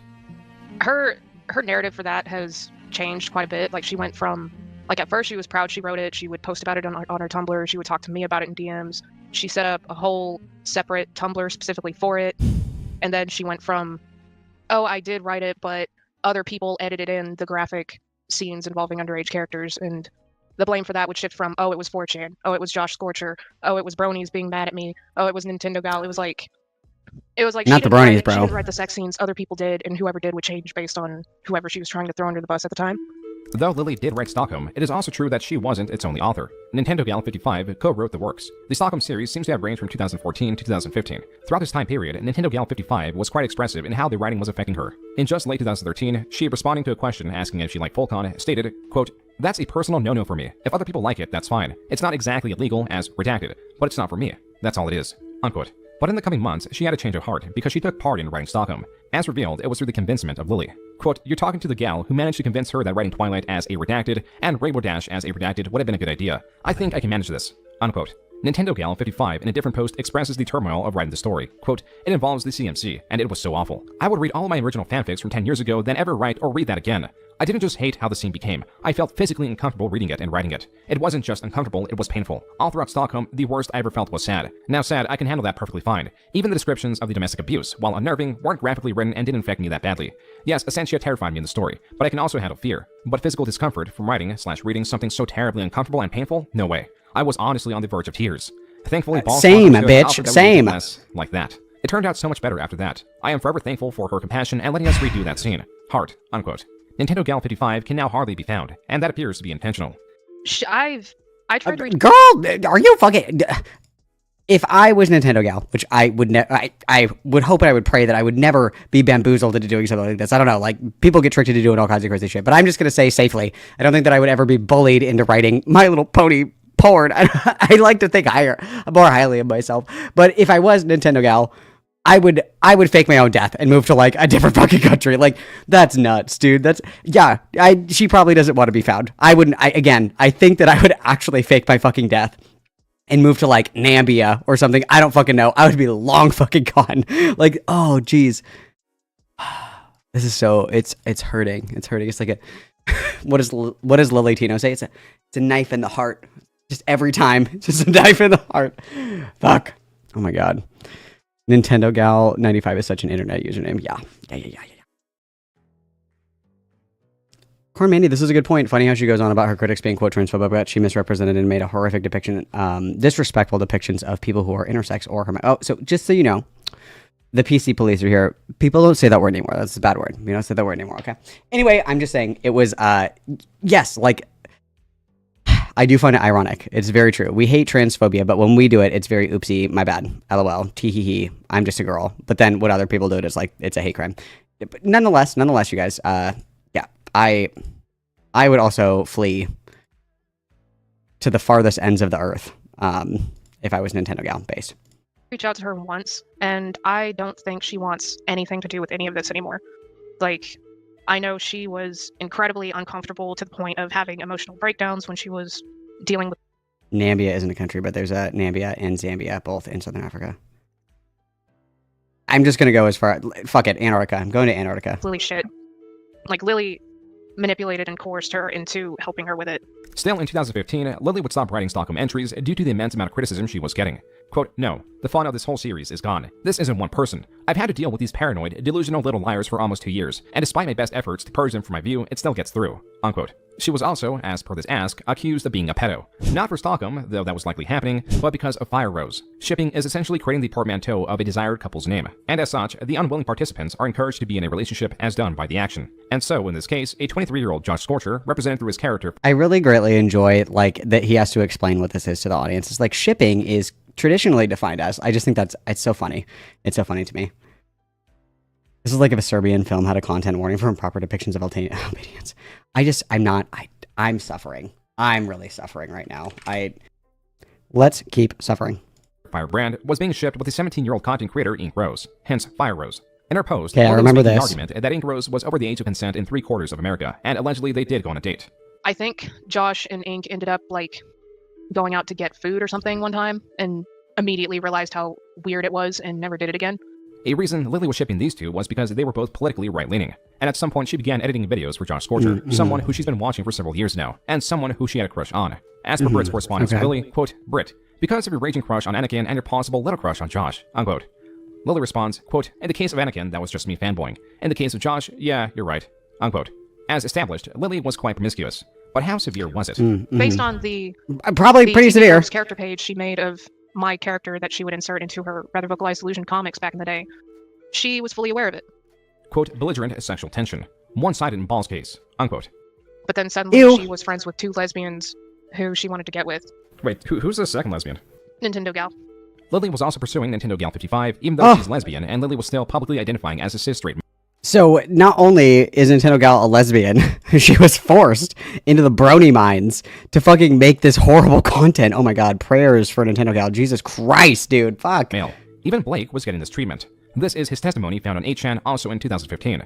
Quote, be me, young and stupid RVI fan eager to be noticed, chatting with quote-unquote Terra one night. Quote-unquote, she convinces me through repeated refusal to drop the subject that I have a crush on Lily. Never mind the fact that back then I was gay for any male that wasn't explicitly hetero, except for Paris Hilton because that redacted can burn in hell. Proceeds to keep me up with unwanted roleplay of fucking Lily. Cut to October 2013. Be me, just answered a confession on the RVI fan blog. Lily bitches and moans about money troubles. I suggest cam whoring to her fans. She asked if I want to be a test for that. I awkwardly try to dodge, saying yes or no. She pursues and eventually breaks me down. I awkwardly wait for her to take her shirt off or whatever. Get saved by Ethan and his family. 1 week later, be me. Just got home from work. Watch the rest of Lily and Ethan's Q&A stream. Get into video call with Lily to talk about said Q&A. Somehow she gets it in her head that I want her to strip. She proceeds to take her shirt off and refuses to let me turn on my camera to show my disgust. Sit in awkward confusion before she attempts to take her pants off too. Gets saved by mom coming in. Thank the Emperor. Call ends. Proceeds to cry myself to sleep with an awkward boner. Unquote. This was posted on 8chan just a day after she was discontinuing Stockholm and that she was getting flack from shipping Fire Rose. And though 8chan posts tend to not be the most reliable, Blake would later give his testimony in video form. Lily at this point was either sexually pursuing, sexually interested in, or right out online dating virtually everyone she was in contact with. From the manipulation through Terra Callie, the shipping of Fire Rose, and her unwelcome promiscuity, the internet was turning on Lily like never before. As such, paranoia made its way in, and she began a pattern of removing and re-adding her friends, likely as an attempt to test their loyalty. She'd delete me on everything, and then she'd add me back, and then she'd delete me and she'd add me back. And that happened a few times, and I couldn't figure out what was going on with her. I started getting really tired of it because I felt like she was treating me like I was disposable, pretty much. Is this the Interstellar music in the background? I'm so sorry, you guys. This sounds like the Interstellar music. What's happening? I feel like I'm having a stroke. During this time, Lily was talking about getting rid of 8 bags of garbage, allegedly influenced by a nervous breakdown. But Brit had grown tired of it all. They would often fight on Skype until Brit pulled the plug. On top of this, Lily was starting to publicly transition into Lily, which brought on even more turmoil. The silver lining is that most of the conflict was kept private, or at least not so public, like the Skype messages with Brittany. The 8chan post with Blake, even Stockholm wasn't well known, and neither was Terra Callie or what she represented. But that was 2015. In 2016, save for the Skype and Facebook messages with Brittany, this silver lining was stripped and Lily had come apart at the seams, reformed now into patch after conflicted patch, some disregarding her as a hate monger. Oh geez, here we go guys. Vitriol convinced in her passion alone. This was brought No Justice coming in hot with the No Justice viewers. What is up, No Justice? No Justice viewers. Good to see you, No Justice, my queen. I hope that you're well. I love and miss you so much. We are torturing ourselves with the crimes of Lily Orchard. So if you don't know who Lily Orchard is, I just offer you thoughts and prayers. Okay, we are suffering right now. We are, as I said earlier, this is our holy jihad because this fucking sucks. So yes, welcome. This is on 1.5 speed. This video is, yes. Brought on by her falling out with Josh Scorcher. It is difficult to state how much Josh really meant to Lily. He is a content creator that she admired so much that not only did she write him into Stockholm as a counselor that encouraged about acts, she also admitted to having a crush on him. Lily was dedicated so much to him that she wormed her way into becoming an editor of his. This came to a head on June 4, 2016, when Josh Scorcher on his Tumblr stated, quote, "That feeling when you finally realize you're in an emotionally abusive relationship. That feeling when you realize you can't break it off because of business reasons and you just have to suck it up." Unquote. In a second post responding to the worry of his audience, Josh Scorcher stated, quote, "It's nothing life-threateningly serious. Sorry if I scared you. Just realized a friend hasn't really treated me like a friend should." Unquote. On a third post, Josh clarifies that he cut ties with this person and they are not going to be affecting future projects. And in a fourth and final post, still on the same day, Josh clarifies that he won't be revealing who this person was, likely to avoid conflict. That's when Lily replies to this, quote, "It was me. I have been increasingly passive-aggressive towards Josh, dismissing his opinions and being increasingly short-tempered with him as time has gone on, treating discussions with him that have any degree of seriousness with the same disregard and callousness as I would a random YouTube comment. And Josh was far more patient with me than I had ever been with him. I have been a very poor friend to Josh over the last few years, and Josh deserved far better than this. I am truly sorry." Unquote.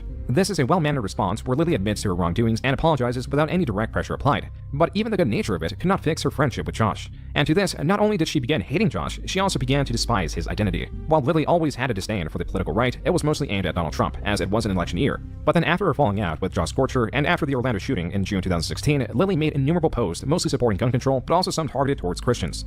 It is no secret that Josh Scorcher is also a right-leaning Christian. Lily knew how excessive her postings had become and stated, quote, "I'm probably going to be raging about the delusional twats of the Republican Party for a while. So if you find that exhausting, add the tag, quote, fuck conservatives, unquote, to the blacklist of whatever extension you're using. I will do my best to make sure each post is tagged," unquote. Lily then responded to the claims of her being part of the radical left. I mean, do conservatives... I thought conservatives didn't give a shit about trigger warnings. Why does she need a trigger warning her content? They generally don't care, no? Am I wrong? Hello? As, quote, "Those claims come from people who are planning to vote Republican, so if they think I'm radical, good. Fuck those deplorable assholes," unquote. Finally, on June 19th, Lily tied this back to Josh Scorcher when asked, quote, "Josh just put up a post saying why the US doesn't need gun control. What an absolute tool," unquote. Lily responded, quote, "You think that if you can so easily predict how people are going to react to the bullshit that comes..." Lily is such an Ameriboo. You're not wrong. That's like again, it's stolen valor, dude. It's stolen valor, okay? Like, you guys up in Canada, you mind your business, all right? You guys, listen, these colors don't run, baby. Red, white, and blue. Let's go. Comes out of your mouth, that might cause you to step back and re-examine your outlook on the world. But stroking a massive persecution complex works great too, I guess. I had Josh on my Skype contacts for 2 years. This doesn't surprise me as much as you might think it does," unquote. Lily then amended the question by stating that Josh Scorcher never said the US doesn't need gun control. About it. Like, she will rage about it for days on end. If it's a specific person, she will rage about them for years on end. So I think her sudden raging hatred for Republicans and Josh in general was way more personal because she had a crush on him and he fired her. Quote, "If you aren't wealthy, white, straight, and a man, and you must be all 4 of those, then the Republicans are trying to kill you. Kill them first," unquote. This was a section of Lily... Girl, what? Girl, chill. And you don't even fucking live in America. Oh my god, stoking, like, she's like a Russian agent. She's like stoking the culture war from fucking Canada. Oh my god, chill. To why she suddenly loathes the right so much. She claims it was the Orlando shooting. But Lily was also equally ranting about Josh Scorcher with a passion, even framing her firing by Josh Scorcher as her decision to leave. Quote, "Josh wanted to say something in a video that was widely racist, and I wouldn't let him because, quote-unquote, editing was literally my job," unquote. This was a post in early July, and posts like these continued well into the month. This time at Incros, the right-leaning creator she shipped Josh with. Quote, "She's just another far-right conservative with a persecution complex stamping her feet at the fact that the world is changing around her. Shoulder check her out of the way and she'll keep moving. She'll either grow up of her own volition, or reality will force her to grow up," unquote. Lily, still in July, states she is unsure what the catalyst was for her falling out with Josh Scorcher, but does say, quote, "I often get called petty, vindictive, or even abusive by people who don't know what abusive means, because I'm less than 100% polite and capitulating, because I don't tell someone their beliefs are 100% grounded in reality when they clearly aren't, but the kind of behavior I mentioned above is something I find particularly scummy. I can't read subtle, nonverbal communication, especially not over the internet," unquote. September marked the 3rd month of her aggression towards Josh and his friends. Now, you guys, I have a really hard time reading context clues on the internet. Anyway, kill all conservatives in a video game. Okay. All right, chill, guys, chill. Stating that Ink Rose was homophobic. So now Lily was requesting her audience harass her by, quote, "beat a troll by trolling harder, commission or draw artwork of her and KP, or any other woman for that matter, in very romantic situations. Put it on DeviantArt." What the fuck? This is so insane. Oh my god. You guys, You know who I'm really mad at right now? I'm really mad at Barbie. I have an idea, guys. Let's all draw, like, fucking porn of Barbie and spam it. Like, what? What? You know what'll really fuck up my enemies? Drawing porn of them and putting it on DeviantArt. Like, what is wrong with you? What the fuck, dude? And make sure her icon is in the description so she gets notified every time. Oh my And god. when she tells you to stop, just keep going. Quote, how about I do anyway, unquote. Eventually. Yeah, okay. I think we can surmise the entire video here with, and when she tells you to stop, just keep going. Yeah, that's a really good, perspective to have. Yeah. Somebody like, no, stop. And you're like, no.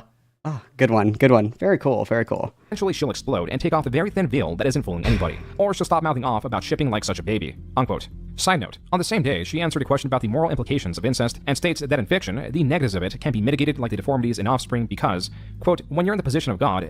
No, she was an adult during this. There isn't a single issue you can't RNG your way out of, unquote. Still in September, Lily claimed Josh, quote, liked to spew a neo-reactionary manifesto to me in private chats, unquote.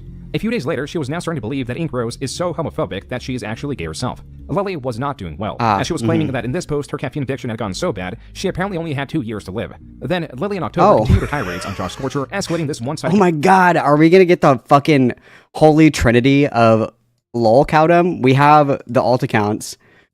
We're about to have a fake cancer diagnosis. Like, are we gonna have the holy trinity, you guys? Holy shit. Campaign to the point where she made a video. Newbie Dash is an episode I've been trying to talk about in detail for a very long time, but it's an episode that is fundamentally difficult to discuss in a public venue. Because the Wonderbolts draw a lot of parallels to the military, a lot of military bronies hold the episode in high regard because of its supposed accuracy. The most vocal of these people... Military bronies, guys.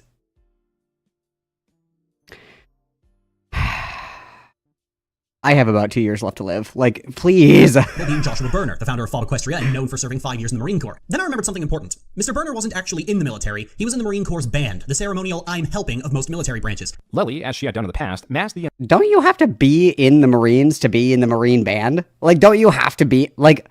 What? Intent of the video. While initially presented as a breakdown of a My Little Pony episode, this video is largely an attack on Josh Scorcher. Josh himself used to rant to my face about how college students need to have their opinions challenged. However, when his ignorant worldview was challenged, repeatedly, he decried it as emotional abuse. He once complained about the fact that I wouldn't let him compare Spike living with Twilight to self-hating black slaves in the South, despite the fact that this was literally my job that he was paying me to do. This video then gets into the subjects of bullying and to its most infamous line. Attitude can fuck off and die in a ditch along with the malignant human cancer that defend it. If you're a child watching this right now and you're being bullied in school, here's what you do. You demand that your bully cease their behavior, and if they refuse, grab the heaviest object you can reliably swing and beat their fucking teeth in. Besides implying that Josh...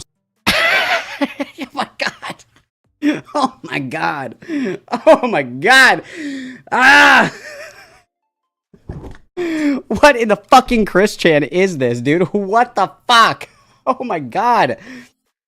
Go up to them and give them a stern talking to, and if they refuse to stop bullying you, kill them. Oh, what? What? Oh my god. Fuck. Scorcher is a malignant cancer. Her encouragement of violence was not entirely well received. 8chan were, video on Josh Scorcher released, concerned for his well-being, where Josh Scorcher replied, quote, I see that some of you here are legitimately concerned for my well-being, as well as Ink Rose's. I thank you for your concern. While I can't and won't speak for Ink Rose, I want to say that I'm okay. I can fight my own battles, and I've survived a lot of physical, mental, and emotional heartache in my life. Unquote. Josh also stated that he intends to continue turning the other cheek, but this was likely posted before Josh Scorcher saw the video, because on his Tumblr on October 11th, he announced he would no longer be silent. 12 days later, on October 23rd, Josh uploaded his response to Lily. Here, Josh Scorcher breaks down the falling out he had with her. I went over to Lily's Tumblr a week later to scope things out, and sure enough, I saw Lily calling for the deaths of all Republicans. Lily Pete has said at present that I never called out any alleged abusive behavior and never presented the chance to improve. That's a lie. I have called out her behavior several times. Lily just made excuses every time and shifted the goalpost to make it look like I was the bad guy for even trying to call out this behavior. Josh Scorcher is expressing a common experience with Lily in that there is initial hope to fix her destructive behavior, yet is typically met with dismissal. And with this video, he did more than just clear his name. He expressed his experience with Lily. This had a unifying aspect in that it allowed other victims of Lily to realize how abusive Lily had been to them. Because at the time, I thought I was the only person that she had treated that kind of way. And I saw Josh Scorcher's video talking about his experiences with her. I realized that not only was I not the only one she had treated that way, but she was using her platform to lure in people to do that too. Josh Scorcher is expressing a similar sentiment in the discovery that he was not the only one treated this way. And I'm not the only one. Other people have called out Lily's behavior before, and each response from Lily was that of indifference or claiming that they are strawmanning her. The rest of the video breaks down 8chan's concern Not of him, the straw man, setting bro. boundaries as an editor, his political differences with Lily, him defending his role in the Marines, and both Lily's claim that Incest was lesbian alongside her harassment campaign of pushing her viewers to create unwelcome lewd art of her. Overall, Josh Scorcher's video was well received, and Lily did. Again, I just can't imagine being like, oh my god, I'm really mad at this person on the internet. I know what we should do, guys. We should draw a bunch of porn of them. Like, what is happening? Where am I? Oh god. Have a small decrease in subscribers due to it. On her Tumblr, she turned down the heat, stating now she doesn't want all Republicans to die, just 2, and for the rest to grow up. But then she was now stating she never called for the death of Republicans. I don't want all Republicans to die, you guys, just a few. And to that extent, Josh Scorcher oh was my being god. Republican, and that her attitude was always just fuck them, going as far to say, quote, it's a complete and total lie. The only way it's possible to take my exact wording on a certain post as quote-unquote kill all Republicans is you literally cannot read. He is lying to look like more sympathetic to an audience that he knows will not bother to look for any more information on the subject. Unquote. In fairness to Lily, she did not state in exact wording, kill all Republicans. She instead did state, quote, Republicans are trying to kill you, kill them first. Unquote. The public perception of Lily being— Oh, guys. Sorry. How uncharitable of me. I'm sorry. She didn't say that we should kill all Republicans. She said that they're going to kill you, so you should kill them first. Sorry. Totally different. I know. My bad. Mostly negative, more videos were coming out against her, like Blake describing how his blog gushing over Lily impressed her. This blog impressed Jerry enough to consider adding me to his team, called Valkyr Studios. However, it wasn't until his director and girlfriend, Terra Callie, who I would later find out was one of Jerry's many, many, many sock puppets, cornered me in private chats and forced me to admit that I was sexually attracted to Jerry, that I was allowed into the group. Granted, that would only last for a few months, but when you find out why I only lasted a few months, you will understand why. Blake goes over his time in Valkyr Studios, experience with Lily lambasting the members publicly, and specific to him— Okay, so what is this studio thing? Was it, like, did they think that they were getting experience, like, working for, like, game development or something? Like, why did everybody want to be in this little group? Like, were they editing videos? Were they, like, working on project? Or, like, obviously, it sounds like they weren't actually doing fucking anything. But, like, the allure of it, like, what were they supposed to be doing? Like, what was, like, the fake pitch? With, like, you come and hang out, and we teach you how to, like, make games and shit like that, or whatever. Like, what is the appeal here? What is the appeal here? Anyone? Or was it just to hang out with Lily? Or is there, like, a thing?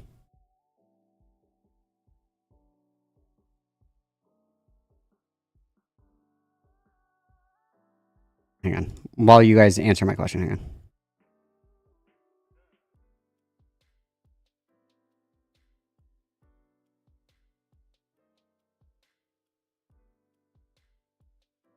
Well, I'm just thinking.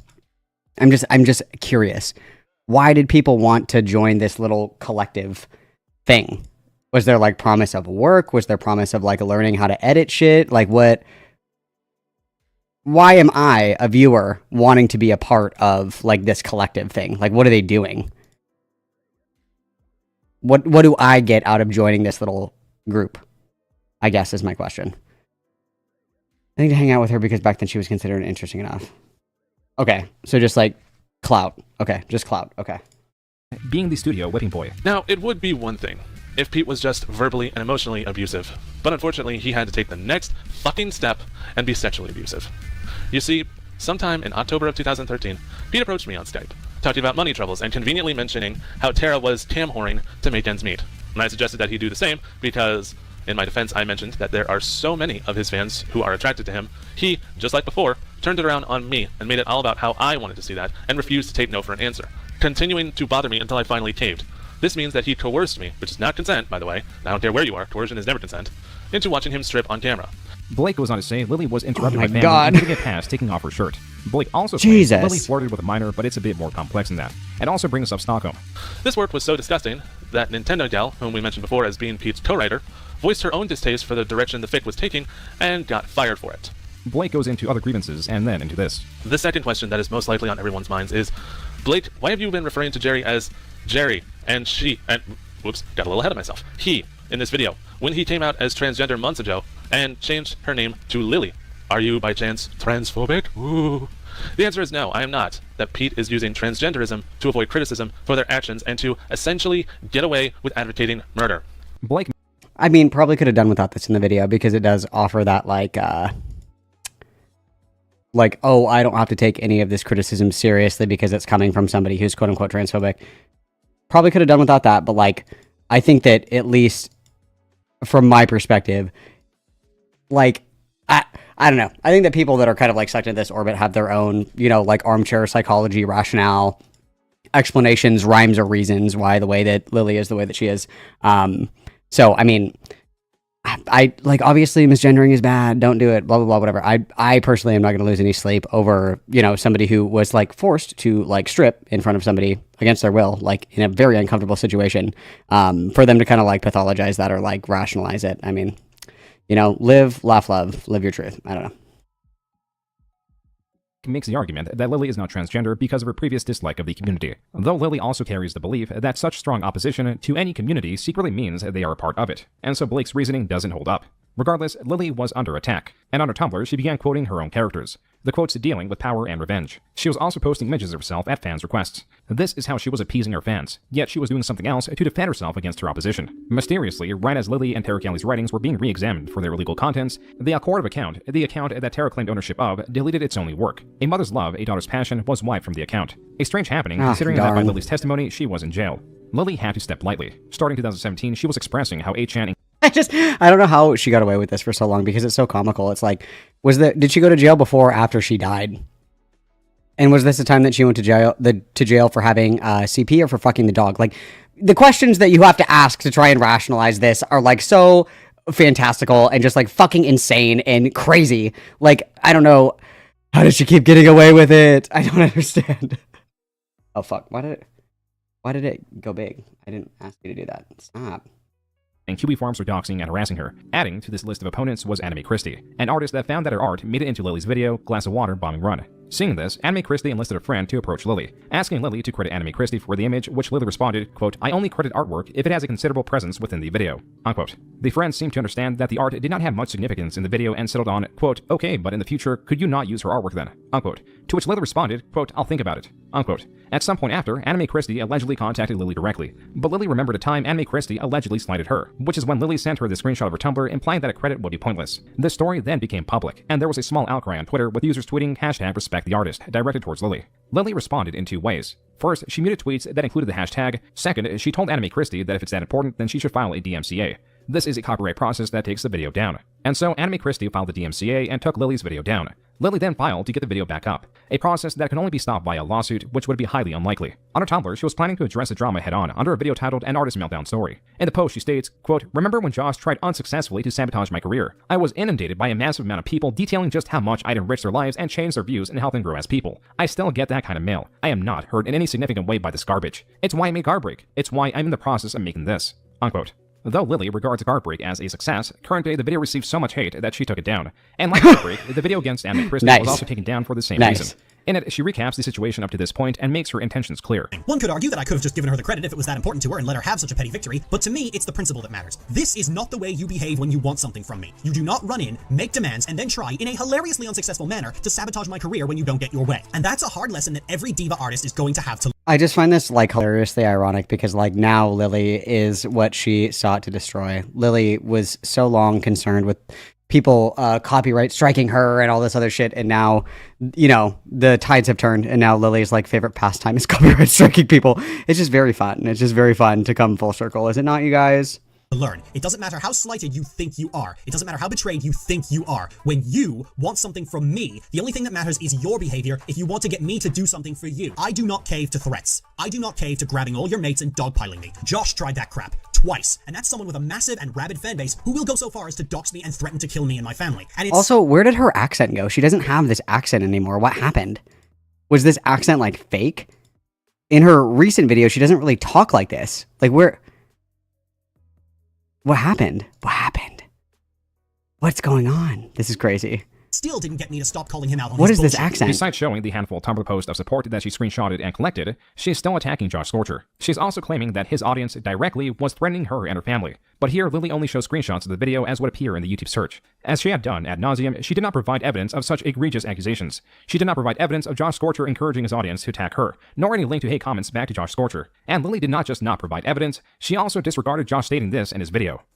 So I am begging, pleading everyone who watches this video, do not go and leave death threats or harassment on Lily's video. Please. That's not acceptable under any circumstances. But what about the second video from 2013 that Lily also showed? This seems to be a bit more of a legitimate connection, where Josh even attributes the video to his audience leaving death threats. But in his follow-up is furious at his audience for it. And if you also check the front page of his Tumblr, death threats. Did you guys learn nothing? Did you guys learn nothing from the Master of Foxes? How I flew off the handle at you guys again because you freaking sent your death threats! And now you're doing it to Ball's fault. Lily, after receiving such tremendous pushback, I'm really uncomfortable with the energy that we've created in the studio this afternoon, you guys. Cringe! was hiding the dislike bar and either removing comments or selectively approving them. For example, her bombing run video has 128,000 views, yet only 34 comments. The likes on virtually all the comments outnumber the total amount of comments. All of these comments are suspiciously all positive, except for this one where a user asked, quote, "What, Lily, do I need a YouTube Red account to see the like ratio?" Unquote. Which Lily responded, quote, "No, the like/dislike ratio needs to actually mean anything for me to consider showing it." Unquote. Lily had made a grave error. While the initial Accumulation drama was minor, it had ballooned in the worst way possible. In her video, she uses an artistic depiction of herself to express her points. This is what is known within her community as a puppet. Josh Scorcher's puppet via his pony is Firebrand, etc. This is a very common theme because a fair Oh my god, you guys, it's like... Oh my god, it's VTubers for boomers. Oh, cool. Creators in the space are also artists, and did not take kindly to Lily's response to one. As various creators were coming out against Lily, Lily responded to this new wave of hate by making a 6-point list of criticisms. Points 1, 4, and 6 are, quote, "You're arrogant, have a huge ego, think your opinion is the opinion," unquote, are all the same. These criticisms relate to Lily's presentation being either perceived as arrogant, or her points appearing to be exhausted. Points 2 and 3 are also the same thing, and relate to her not engaging with criticism, whether through selectively approving comments or not engaging with creators who bring forward this criticism. In point 2, she ironically states, quote, "What I actually do, as I've explained numerous times, is filter out uninteresting comments to only show the ones that I actually bother to engage with," unquote. Lily fails to expand on her criteria of why she would engage with these comments. Then in point 3, she explains why she doesn't do debates or interviews. Quote, "They always have very little to offer than a dissenting opinion. A dissenting opinion isn't much, they're common," unquote. Point 5 is, quote, "You're just as bad as insert thing I complain about," unquote, which is not a constructive criticism, but does inflate Lily's list. This post is 1,265 words, yet none of it addresses the real criticisms. Like her hello, misreporting go of outside, Scorcher, what? her weaponizing her audience to make unwelcome art of Inkros, her failure to address the contradictions between her admitting she was abusive towards Josh Scorcher in her apology, and her dismissal of it, her stripping in front of Blake, her connections to Terra Callie, and to that extent, her connections to the work A Mother's Love, A Daughter's Passion, the entirety of Stockholm, and putting Nintendo Gal 55 under duress to write the work, her inclusion of Fulcon in her game Doomsday Ascending, or her poor handling of the anime Chrissy situation. These were only some of the publicly known criticisms of Lily Orchard, but Lily did not have to address these because they were already becoming widely known, and addressing them directly would only further tarnish her reputation. Regardless of her points, viewers were perceptive and were already suspicious of her content, especially the ones introduced to her work seeing the limited comments and the disabled dislike bar. Perhaps it was this continued negative attention that was making Lily more erratic. When asked, quote, "Lying all tied up and helpless in a cage full of horny dogs," unquote, Lily responded with, quote, "Ah! Ah! Pluck my eyeballs out. Take them. Ah!" Oh. See, I keep getting lulled into like a false sense of security. I'm like, we're talking about like different things now. We're talking about like interpersonal drama. We're just, like kind of hanging out, living our best life. Like I can, put a little more attention into solitaire, and then this happens. Fuck. It always comes back to the dogs. Well, on one hand, they're dogs, which is a downside. On the other hand, that's extremely degrading and humiliating, which is an upside. I'll let the asks make the case for either. Unquote. Please, no. She was seen correcting her mom for misgendering her, but doesn't yet correct the claim of her being high-end autistic. This is where Lizzie Orchard comes in. Lizzie was a woman that Lily was dating at the time, and though not married, Lily would later take the last name Orchard, changing her name from Lily Pete to Lily Orchard. Here, Lizzie is seen arguing with Lily's mom on behalf of Lily. Lily's mother stating that Lily just holds grudges and refuses to see the other person's opinion, and so on. Lily then jumps in to defend Lizzie. Quote, "You talk to my wife like that one more time and I'll break your fucking nose, bitch." Jesus Christ! Lily then again berates her mother for misgendering her, then tells her to grow up. After yet another response from her mother requesting Lily manage Lizzie better, Lily threatens her mother with violence again. This confrontation ends, with Lily's mother stating to not poke the bear. More then, Lily continued to prod.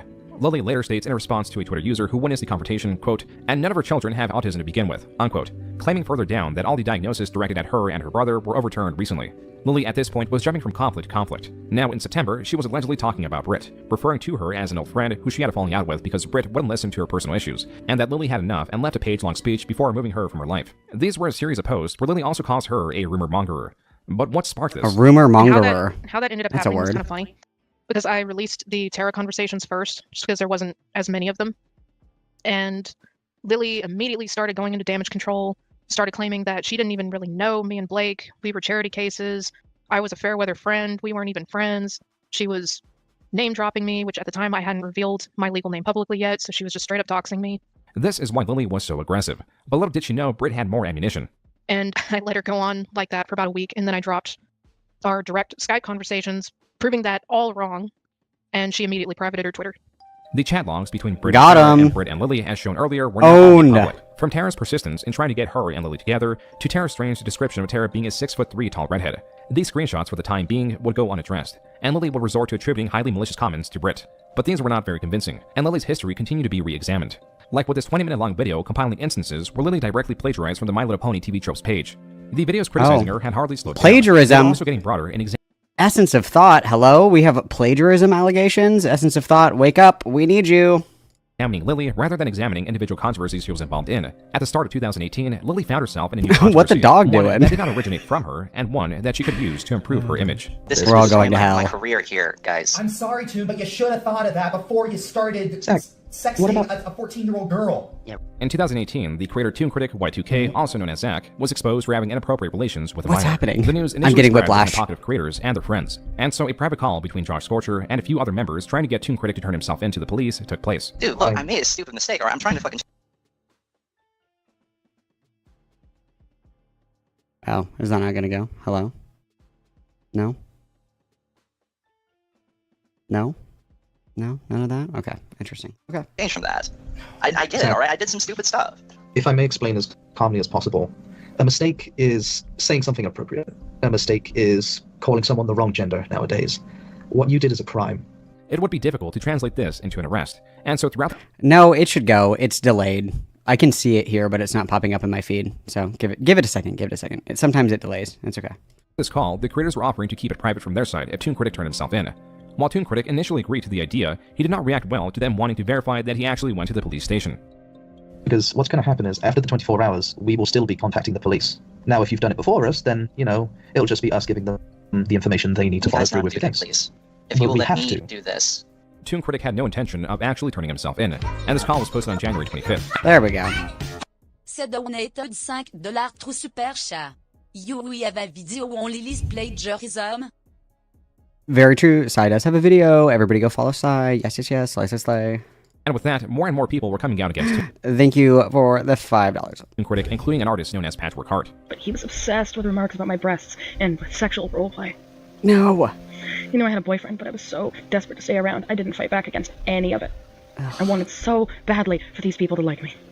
I tried to elevate their voices to let these people be heard, but nobody listened. No one except Sketchy the Changeling, Lily Pete, Eliora, and Aeon of Dreams. And then another creator came out as a victim of Toon Critic. Their video was mirrored on Lily's channel, where Lily also made the allegation that Josh Scorcher knew about Toon Critic for some time, yet didn't do anything. Josh Scorcher on his Tumblr refuted this and turned it back on Lily, stating that she knew about the allegations because Patchwork Heart told Lily. Patchwork then informed Josh Scorcher that Lily kept quiet as per their request. Josh Scorcher states that he finds it strange, and despite the request, Lily still knew about the allegations. Patchwork then responds by taking the blame, and that they should have allowed Lily to go entirely public as soon as she was informed. Josh Scorcher then states that Lily is still at fault, and still did not inform the public, yet is accusing him of doing the same thing. The following responses go into the minutiae of how it should have been handled. And then, in the following month, in February, Josh released a video breaking down the Toon Critic situation. This largely involves a video by Dr. Wolf that was poorly received. While accepting Toon Critic's crimes were egregious, he was petitioning his audience to forgive him in the Christian sense of letting go of anger and frustration. While good-intentioned, the rawness of the situation combined with the crimes and the countless victims coming out meant that this video was not well received. And with Josh Scorcher sharing this video, in his own video, he was apologizing for it now, understanding that it was a major miscommunication. He also apologizes to Patchwork for his responses on Tumblr and then to Lily. A miscommunication. It's time to apologize to Lily Pete. In my anger, I accused and judged you of things without any evidence. The very thing I didn't want people to do to us. Lily, as claimed through the comments on Josh Scorcher's video, did not accept the apology. Many comments state that he should not have apologized to Lily at all. As for Lily, she was taking Josh Scorcher's admittance and running with it. She was taking the Toon Critic situation and a friendship with Patchwork and also running with that. Lily, as this was all coming out, made her own statement on Tumblr stating that the Yeah, Patchwork has been in, like, every community that, like, nobody should ever be in. Like, poor Patchwork has kind of done the gauntlet of shitty communities. I'm pretty sure that Patchwork was in Lio Convoy's community as well. Like, RIP Patch. Brony fandom has a pedophilia problem. Here she cites 2 offending websites that are packed to the brim with content for these people, Fiction and Dirty Boru. She also states, quote, there are a large number of fan artists and fan writers who produce redacted and get away with it because they just barely stay within those boundaries, unquote. She specifically cites Volcon, and goes as far to say that these people are freaks, and the acceptable amount of this content is 0%. This was found in her script for a now deleted video, but this video has been archived where she states these things and more. She also made an addendum video where she presses the dagger further into Dr. Wolf for his video. The glaring issue is not so much Lily's statement that there is content on fanfiction meant to gratify. Yeah, Patch was also in Poppy's community. Patch is kind of ping-ponged around everybody's community. And again, the worst communities that you would ever want to be a part of. It's actually kind of sad, to be completely honest. By predators. It is that Lily has written this content. Lily has made games with images explicitly sharing this content. Among those dedicated to this content, Lily sits at the top by co-authoring an over 700,000 word piece gratifying such content. But Lily still had her plan. She does it to cover her ass. Like, straight up, that's the only reason she does it. That started way back with the Toon Critic situation, which I'm not sure if you're familiar with that whole mess. No, Toon Critic was someone who got outed as being a predator in the Brony community, which, you know, set up all this shit with Josh Scorcher and all this other stuff. Well, that happened around the time I had started leaking my chat logs with Lily and proving that Lily herself was a pedophile and into kids and animals and all this other crap. So when the Toon Critic situation popped off, Lily latched onto it and started championing herself as this voice of reason and righteous anger toward the pedophile problem in the Brony community and advertising herself as a safe haven for victims. Girl, the call is coming from inside of the house. Like, oh my god, how can you delude yourself into thinking that, like, you're a fucking savior for victims of pedophilia while you're literally forcing people to go into the incest mines and write pedophile incest fanfic for you about My Little Pony? What the fuck? What the actual fuck? This is insane. And all this other stuff. And while she was doing that, anytime she was asked about the accusations against her, she would use that and be like, how could this be true when I'm so openly against this other predator Oh over my here? god. But not many people being acquainted. You guys, she's doing God's work by being mean to people who are pedophiles on the internet. How could she herself be one? That's insane. Like, oh my, this is making me, I'm so mad. I hate this. With Lily's history and with Lily's short-sighted plans providing even minimal success, she was again calling for the deaths of all GOP members. And she still knew that she had Josh Scorcher on the deck. Aren't they stricter on free speech laws in Canada? Doesn't that shit get you, like, locked away? Like, what do you mean? What do you mean? What do you mean? What are you talking about? Foot. To this, she was able to get into a call with Patchwork and Josh Scorcher's own brother, where both Patchwork and Lily lecture Josh on his handling of the situation. After an hour of this, Lily drops a veil and plays her hand. But personally, I think a much bigger, a much more impactful gesture in that sense would be to just take down all 4 of them. Definitely something to consider. All four what? All 4 response videos. The 2 to me, the 1 to Master of Foxes, the 1 to Flames on Fire. All of them. Certainly something to consider. Yeah. Lily is then met with grunts from Josh Scorcher. All 4 of those videos were emblematic of this kind of jump immediately to the worst extreme possible under the face of minor criticism. Or in the case of 2 of them, minor criticism to something you liked.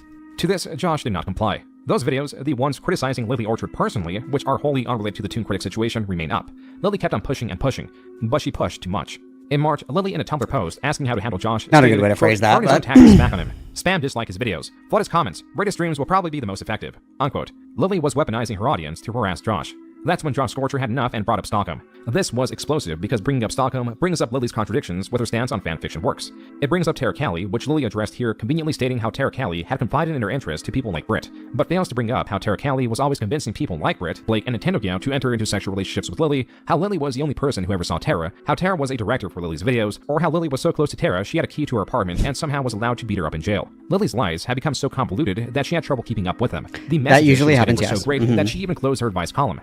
Josh's light push against Lily had turned her world upside down. But there was more, because now in April, Josh sent a cease and desist to Lily to stop her now nearly 3-year-long campaign against him. Lily, in response, posted a video ranting about Josh that did not have much substance. And bad choice. She addresses a Twitter post of Josh screenshotting a chat with what is presumably Stockholm. Lily is stating that Josh is sharing CP, and accused her of creating it without tangible proof. But there was plenty. Josh even reposted not only a post shipping him and Inkros, but also Lily admitting, quote, also I wrote a book where a 15-year-old ran off with a 38-year-old and you all thought it was lovely, unquote. This is the Stockholm entry Razzle Dazzle. Lily has admitted in the past that this was her favorite entry as well. Besides lines in Razzle Dazzle like, quote, first off, have you done this before? Taking advantage of vulnerable teenage girls on the rebound and seducing them with what they want, unquote. and the word mommy being used 545 times. Oh my god, put me down. No! Old Yeller time! But also in a deleted but re-uploaded video, she shows Adagio as a human, and makes a very specific reference to the story. If I can take this brutal sadist and write her as a loving matriarch that rivals Fluttershy when it comes to sincere kindness, I'm pretty sure you can make an alicorn. You can make a good story out of anything. Now, if you'll excuse me, I have more Mommy Dagio to write. Please put me down, no! Josh Scorcher was an alt-right mouthpiece, and that he was somehow in pedophilia. From here, Josh Scorcher, escalating from the cease and desist, announced he was getting a restraining order and taking a bit of a hiatus. Lily still Jesus Christ! Scorcher and continued to get attacked for it. During this time, she even had a falling out with Patchwork. As for Lily's social media accounts, the hate had gotten so bad, Lily announced that a different person would be controlling them. This only lasted for a short period, and the not Terra though, she's dead. Alias Maud Ibarra, who claimed that Lily was receiving hate for being again. I'm sorry. I'm taking a small hiatus, you guys. I can't handle it anymore. Somebody's going to be answering all of my anonymous Tumblr asks that are actually probably just me, but anyway, it's, you know, but it's not Terra. Terra's dead, so. While this was a lie, it is very much true that Lily was receiving a tremendous amount of hate, and the volume would only increase as she posted what would become her most viewed video to date. On September 24th, not the Steven Universe video, bro, no! Garbage, and here's why. This was followed up by another similarly popular, yet controversial video titled The Legend of Korra is Garbage, and here's why. While the like to dislike bar were disabled, Lily did post an image of her YouTube studio showing that both videos received around 75. This is just the classic, we hurt ourselves in confusion, okay? Like, not all attention is good attention, you guys. Negative attention is not good attention, okay? Like, I think that she is actively confusing negative attention for just like general good attention gestures vaguely. Like, yes, you made a video that was like, it blew up, but not for the reason that you want it to. It's not like people were like, wow, this is a really good video that's really attacking, you know, the Steven Universe lore and all this other shit. They were like, this is the dumbest fucking video I've ever seen in my entire life. Let me roast the fuck out of it for like an hour on my stream. It's like, no, that is not a desirable outcome. Okay, that's not the kind of popularity that we should be aiming for. 5% likes. The Steven Universe video was particularly scorned. Things that cannot and should not be forgiven, and yet it insists on doing them anyway. Steven Universe is that mother who tells her daughter, oh, that boy pulled your hair because he likes you, tacitly teaching them that affection is shown through violence. Do I think Rebecca Sugar is a fascist sympathizer? No. Do I blame... Oh, God. Oh, does it ever end? Does it ever end? Oh my god, it's like a bad mushroom trip. It's just a bad mushroom trip. It's like dog shit take after dog shit take after dog shit take, and then on top of that, you add the heinous crimes. You add the heinous crimes of Stockholm. You add the heinous crimes of grooming people online into sexual relationships with your catfish alt that's a pedophile. Like, there's not even just like one good take. It's not like there's good media analysis and then like all the shit happens on the side. It's like it is a triple threat in the worst sense of the phrase. Like there's nothing here. There's nothing here. There's no redeeming qualities. We just have to burn the whole suitcase. Don't even throw it away. Burn it. Burn it. Oh my god, I want to cry. Anybody who comes to the conclusion that she is based on Steven Universe's content. No. I maintain that Rebecca Sugar remains completely unaware of the implications of her writing because she's just not paying attention outside of her very specific goals. The common critique, not... C'est donated $5 through super chat. Yes, she just called that Jewish creator a fascist sympathizer BTW. Is Lily still streaming right now? No, she's not. I want to know what she thinks about Israel and Palestine. I have to know. I have to know her thoughts on the Israel-Palestine conflict. I have to know. I have to hear. Oh my god. I have to hear her takes. I have to know. I have to know what she thinks. Oh my god. Relating to Lily greatly misunderstanding the animation industry is her disregarding that this is a kid show that is meant to express forgiveness and understanding and is not directly related to real-life events. It's meant primarily to entertain, but also to send an overall message of understanding to children. The show does have its complexities and achievements, such as being the first kid show on US television to feature a lesbian. Kibit donated $4.99 through super chat. Also, her defense for that is that there are Jewish Nazi. Listen, I can't handle this right now. I already have too much on my plate right now. Okay, my mind is a big pile of mush. Okay, I cannot I can't engage in earnest. Thank you for the $4.99 King Bait Jesus. Because it does have mature topics and pushes boundaries, it does receive a fair amount of praise and criticism. As to how this relates to Lily, Lily lambasts the creator, Rebecca Sugar, for the main character Steven, typically redeeming other characters. Some that Lily considers genocidal, which is not exactly the case, but that lends more into the complexities of the show. The issue with Lily is that in her own fanfictions, like Doomsday Ascending, Lily undoubtedly redeems irrefutable genocidal characters. And it was not just— I was gonna say, didn't we start off this video with Brody genocide? Like, hang on now, hang on. Lily did this. If you go through pretty much every other one of her fanfics, that's a common thing with her main characters. They're always genocidal maniacs written to be sympathetic. From Lord Ryder, from her original. Oh my god, is she a Hitler pro-shipper too? Is there any box that we're not gonna tick? Oh my god, I hate this. I hate this. Family Guy fanfictions, to Essentia, to Aliana in her Star Wars fics. Mr. Mullis, always chill. a genocidal maniac written to be sympathetic. Lily was having a terrible year. In October, she states she was addicted to a terrible sounds crime. like it. And then in December, she announced that Lizzie and her had broken up. A breakup that seemingly came out of nowhere. And then Lily stated that Lizzie had swatted her, and this was her third swatting. But as Lily was further questioned, it became more likely that these were just wellness checks. The following day, Lily made it clear that Lizzie was a wonderful person, and makes it clear that she was not abused by her. And so Lily stated she had a lonely Christmas. Britt, now in January of 2019, possibly seeing the state of Lily, was trying to amend things, but Lily was not. The breakup, the situation with Josh Scorcher, her falling out with Patchwork, the criticisms around the Steven Universe video, all influences that kicked 2019 off with Lily spouting pure vitriol. The way this was different was that she was not exactly campaigning against any individual person, or rather sporadically attacking virtually everyone, from her parents, her sister, a creator that lightly criticized her. Things were even going further south with Lizzie. As Lily was stating, they were no longer on speaking terms. This year for Lily was pure chaos. Not only was she sporadically attacking anyone at will, but also her sexual deviancy had also taken a new form. What started as posting images and poses as per fans' requests turned into images of her posting her bare breasts. Even her claims were getting wilder. She called a cartoon reviewer a fascist, stated that people that dislike Antifa are Nazis, called Rebecca Sugar an accidental— People like what? People that like Steven Universe are Nazis? Cartoon reviewer a fascist, stated that people that dislike Antifa are Nazis— Oh, people that dislike Antifa are Nazis. Well, I mean, could argue either way, I guess. Never mind, I'm not opening that can of worms. We're continuing. Never mind, scratch that. Called Rebecca Sugar an accidental Nazi apologist, and then stated in response to her flagrant attacks that fascism is the core of being a conservative, and then ties it all back to Steven Universe and Rebecca Sugar. While Lily's attacks were ineffective due to her overall lack of evidence for her claims and her overall lack of credibility, there was one attack that shook the hornet's nest. Though Patchwork and Lily were not on good terms, Lily calling Patchwork, quote, a dishonest, drug-addicted nutcase, unquote, was a poor move considering what Patchwork had on Lily. As a direct response, Patchwork created this rather lengthy Twitter thread against Lily, and at the end of the thread, Patchwork states, quote, you're a cruel, selfish, awful person, Lily, and I might be a drug-addicted, delusional schizo, but at the very least, I didn't pressure someone to draw my wife's favorite OC having incestuous dog sex, unquote. Looking at Patchwork's DeviantArt— oh my god. Fucking nuked from orbit, bro. Like, yeah, I might be a drug addict, but it's like, oh my god, chill. She states that she doesn't do that kind of art. But Lily was an exception because it was, as Patchwork claims Lily told her, quote, the only thing that alleviates her dysphoria, unquote. And though these very— What? Oh my god. The only thing that alleviates my dysphoria is horrible MLP incest porn. Oh my god, look at my trans representation, dog. We're never getting rights. At this point, I don't even want him anymore. Oh my god, I'm turning into fucking Ann Coulter. I'm like, take away our right to vote. We don't deserve it anymore. Fuck. Oh my god. Jesus Christ. Goon dysphoria. Oh god. You guys, if you have pets, make sure you give them a really big hug, okay? Oh god, make sure that you really appreciate your pet's presence today. Just be like, wow, I'm so happy that I adopted you and not Lily Orchard. Like, holy fucking shit, dude. Various drawings of a dog and Lily cannot be shown. They very much exist and are unfortunately detailed. Lily responded— Unfortunately detailed, bro. With a long-winded non-answer. Possibly a choice done to avoid the direct connection between what these drawings detail and what Terra Callie states she did to dogs. Besides the motivation of enjoying this kind of imagery, there was also another reason why Lily requested this art. And the reason she had those commissioned was to get back at Lizzie. I'm scared. Like, that's Lizzie's character that she took after they broke up.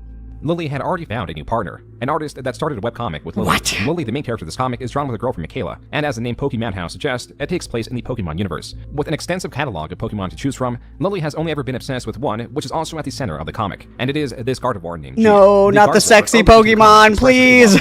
Please make it stop. As would be found in friendship, and not a love that would be found in family.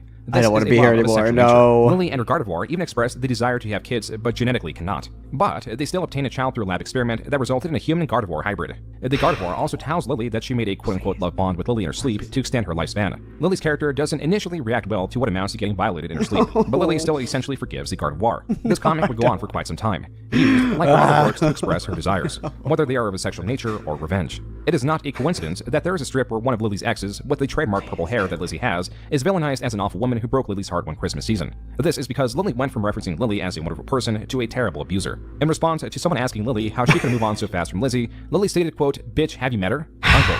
What escalated Lily's hatred of Lizzie was Lizzie in September showing concern on her Tumblr of Lily because there was a hurricane headed in her direction. Quote, "I know she's probably fine and that it isn't any of my business to be worried, it just popped into my head." Unquote.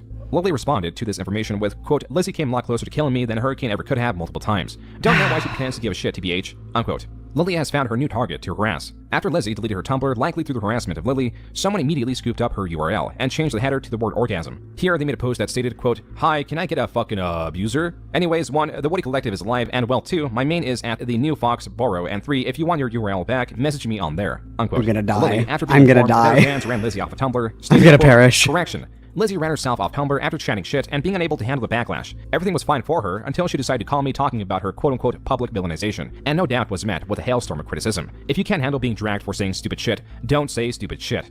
Unquote. This tension did die down for a few months, and Lizzie did mention at the end of the year that this year many people decided to hate her. As for Lily, at the start of 2020, she announced her engagement with Michaela, and would, from time to time, respond to questions about Lizzie. But her ire, for a period, was instead set on heterosexual people, calling them filthy, and in this post referring to straight people as dirty goblins. And then 2 months later... Oh my god, one's in chat if you're dirty goblins, guys. One's in chat if you're a dirty goblin. Lily once again honed in on Lizzie. Quote, "Being with Lizzie caused me to develop anxiety and insecurity issues I previously didn't have, and those don't go away that easily." Unquote. Lily would persistently jab Lizzie. Even a year after the breakup, it's practically the first thing she did when she got back on Twitter. That and make a string of her 100 most infamous tips. On November 14th, 2020, Lily started a thread of tweets titled Simple Writing Tips, a thread. Oh no. Yeah, it wasn't received well. Not really. Probably not. As you can see by the ratio here. 1,000 quote tweets. Oh, I'm scared, guys. Writing Tips thread was not a thread of general writing advice, as Lily was trying to frame it as. It was a thread of her very specific criticisms of the very limited children's media she consumes, attempted to be blanketed over the entire craft of writing. Not the real purpose of this list to be like, these are the shows I've disliked in the past 5 years. This is exactly what I talk about in reviews these days. Movies owned by Disney and the old video game. This is this person's only frame of reference. I'm tempted to call projection at a certain point. I'm scared. I'm really scared. Genuinely, I think this is I don't like where someone we're who going. is just kind of a slut shamer in real life, or at the very least a slut slut shamer. Those clips were from a video that has garnered over 1 million views of 2 writers going over Lily's 100 writing tips. And Okay, as we based. find out, some of the advice isn't even about Slay. writing. Just block them. Don't argue with them. Don't debate them. Kibit donated $9.99 through Super Chat. Also, fun fact Lily thinks Lindy Ellis rage quit her job because she got harassed for comparing Raya the Last Dragon and Avatar. Also think what she said was racist for a comparison. Like I said, I feel like I'm having a bad mushroom trip because it's like there's no good media analysis. There's nothing to be desired in any of this. It's so sad. It's so upsetting. So upsetting. Don't treat them with good faith. Just block them and get on with your day. Not Thank you for the $9.89, King Beat. writing advice. That's just Twitter advice! Oh my god! How can... Twitter is not a good place to talk about your stories. The individual 100 tweets are both analyzed in this video, and at the very end, categorized where about 1/3 of them are not considered to be writing advice. Lily's tips had received so much ridicule that by December, the entire thread was gone, and possibly correlated to this new wave of negative attention, Lily turned her Tumblr asks off. For a while, Lily's Tumblr asks, particularly the ones that come from an anonymous source, are thought to be Lily asking herself questions in order to convey her thoughts on a matter without appearing to be undoubtedly. Whether the question was about Lizzie or anyone she despises. And for that reason, the asks would take no time at all to come back. On December 7th, now 2 years since a breakup, Lizzie tweeted out, quote, "I decided to try speaking openly about my history with my abusive ex. I've tried to maintain a respectful silence for 2 years now, to let us both move on with our lives. But in turn, she's used that to spread disparaging comments and outright lies about me." Unquote. This tweet chain was Lizzie stating that she was going to speak her truth when it feels appropriate. Lily, with her asks back on, responding to a question about why she would remain with Lizzie if she was so abusive, stated that Lizzie was abusive by, quote, "a lot of consistent behavior that can be really difficult to make sense of in the moment. Death by 1,000 cuts. I've always described that relationship as, quote, a slow and systemic destruction of my very self-work, unquote, and that's not an exaggeration, unquote. Lizzie's twitlonger was more descriptive in how Lily had wronged her. She opens with talking about how they had a mostly long-distance relationship and therefore digital relationship. Lily was always testing and then pushing boundaries. A large point of contention was the art. Quote, "I was drawing a lot of suggestive artwork for her, usually of the two of us, sometimes of just me. Digital nudes, hand-drawn sex tapes, and maybe this wouldn't have been a problem if I hadn't absolutely hated every second of it, and she knew that. I tried to tell her I was uncomfortable, and sometimes she appeared to listen, but that's where the guilt and subtle pressure would come in. She knew the ways to ask me that felt weird to refuse. I need my emotional support gooding material. It's making me dysphoric that you will not engage sexually with me. Like, what is this? What is this? Please. Use, because of the reasons private to her that I won't discuss here. It also felt beneficial to her mental health to do them. Unquote. Leslie then describes that it came to a head when she was drawing on camera for Lily, but it was too much and she broke down on camera. In a follow-up tweet, with the drawings essentially depictions of herself, Lizzie states if Lily releases them, she will possibly sue as it is illegal in Canada. Lily essentially responded with these two posts. In this post, she believes she was gaslit by Lizzie in the relationship as a ploy to eventually tear her down. In the Oh second my post, God, she states that gaslight Lizzie would not gatekeep girl stay solid boss. within her boundaries, not just related to things Lizzie mentioned in her post, as she sometimes did things she hated without convincement in order to try to please Lily. As for Lily, she now believed Lizzie would, quote, be on alt-right streams to shit-talk me soon enough, unquote. Lily then, in another post, stated that people only believe contradictory claims because it is convenient in their narrative to dislike her. This back and forth continued well into January 2021. It possibly couldn't be that I'm like horribly sexually aggressive to everybody that I come across and I browbeat people into drawing porn of me because dysphoria question mark. It couldn't possibly be because of that, you guys. It's just there's a cabal. It's everybody just loves to hate a successful trans woman. That's definitely what's fucking happening. True. Oh my God. She's crazy, but she's free. I mean, fuck me. Jesus. 1. A question was put forth as to why Lily kept the last name Orchard, which is Lizzie's last name, a choice done to show her commitment to their prior engagement. Lily responded by stating it was reverse colonialism. With Lily still not backing down... Reverse colonialism! Ah, you're fucking kidding me. Oh my God, dude. Reverse colonialism. Why did you keep your abusive ex-husband's name? Colonialism. Oh God, that's good. That's good. That's actually a good one. Okay, I lied. There was one redeeming thing. That's fucking funny. Okay, okay. All right.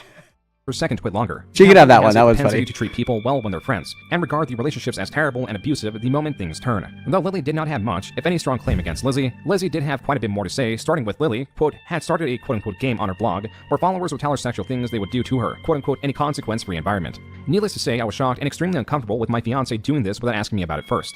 Unquote. Lizzie, when this took place 2016, brought her feelings to Lily, but Lily disregarded them because it was a kink. Quote, my ex gave further reasons as to why she liked it, which were similar to why she pressured me into drawing the images for my last story. This quote-unquote game made her feel attractive and desirable in ways her mind didn't typically allow, and made her feel good about herself. Oh my God, you guys, it's literally the goon dysphoria. It's literally like, oh my God, you have to engage with me in a sexy way that I need, otherwise I'm dysphoric and you're transphobic. What the fuck, bro? Unquote. Lizzie then states she allowed Lily to continue the game because she felt guilted. Lizzie also admits that she wasn't always forward with her feelings, even when asked by Lily, but then states that she believes Lily knew her true feelings but just did not care at all. This only allowed things to escalate. Quote, this went on for 2 months, from New Year's Eve to my birthday. On my 20th birthday, in the middle of calling my parents, I checked Tumblr and found the facade of the game had turned into my ex, full-blown sexting with people.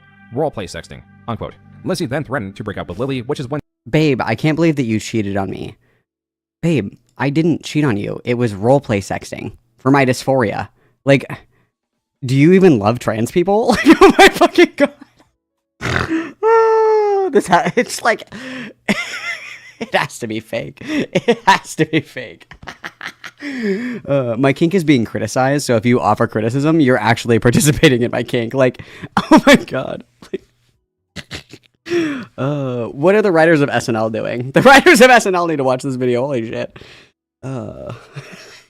Oh, what's that, Mr. Pussy? Welcome to hell. When she became remorseful and apologized to her, and Lily stopped those asks and deleted that Tumblr. Lizzie then claims that this was so sensitive that Lily told her if it came out that she was flirting with her audience, it could, quote, end her YouTube career, unquote. Later, Lizzie did post evidence of this game. This was largely held through a not safe for work Tumblr that she did delete. As for Lily, she was once again asked for evidence, and Lily did bring evidence, a total of 4 screenshots. The first That's a lot was for Lily. Lizzie stating that Lily helped her in some ways. The second and third was of Lizzie admitting to lying about her conflicted feelings, which is something Lizzie already admitted to at this point. And the fourth was Lizzie confiding in a friend about being conflicted with how fast Lizzie was moving on. Lily attempts to spend these innocuous screenshots as Lizzie having a martyr complex and being a child. Overall, this post adds nothing.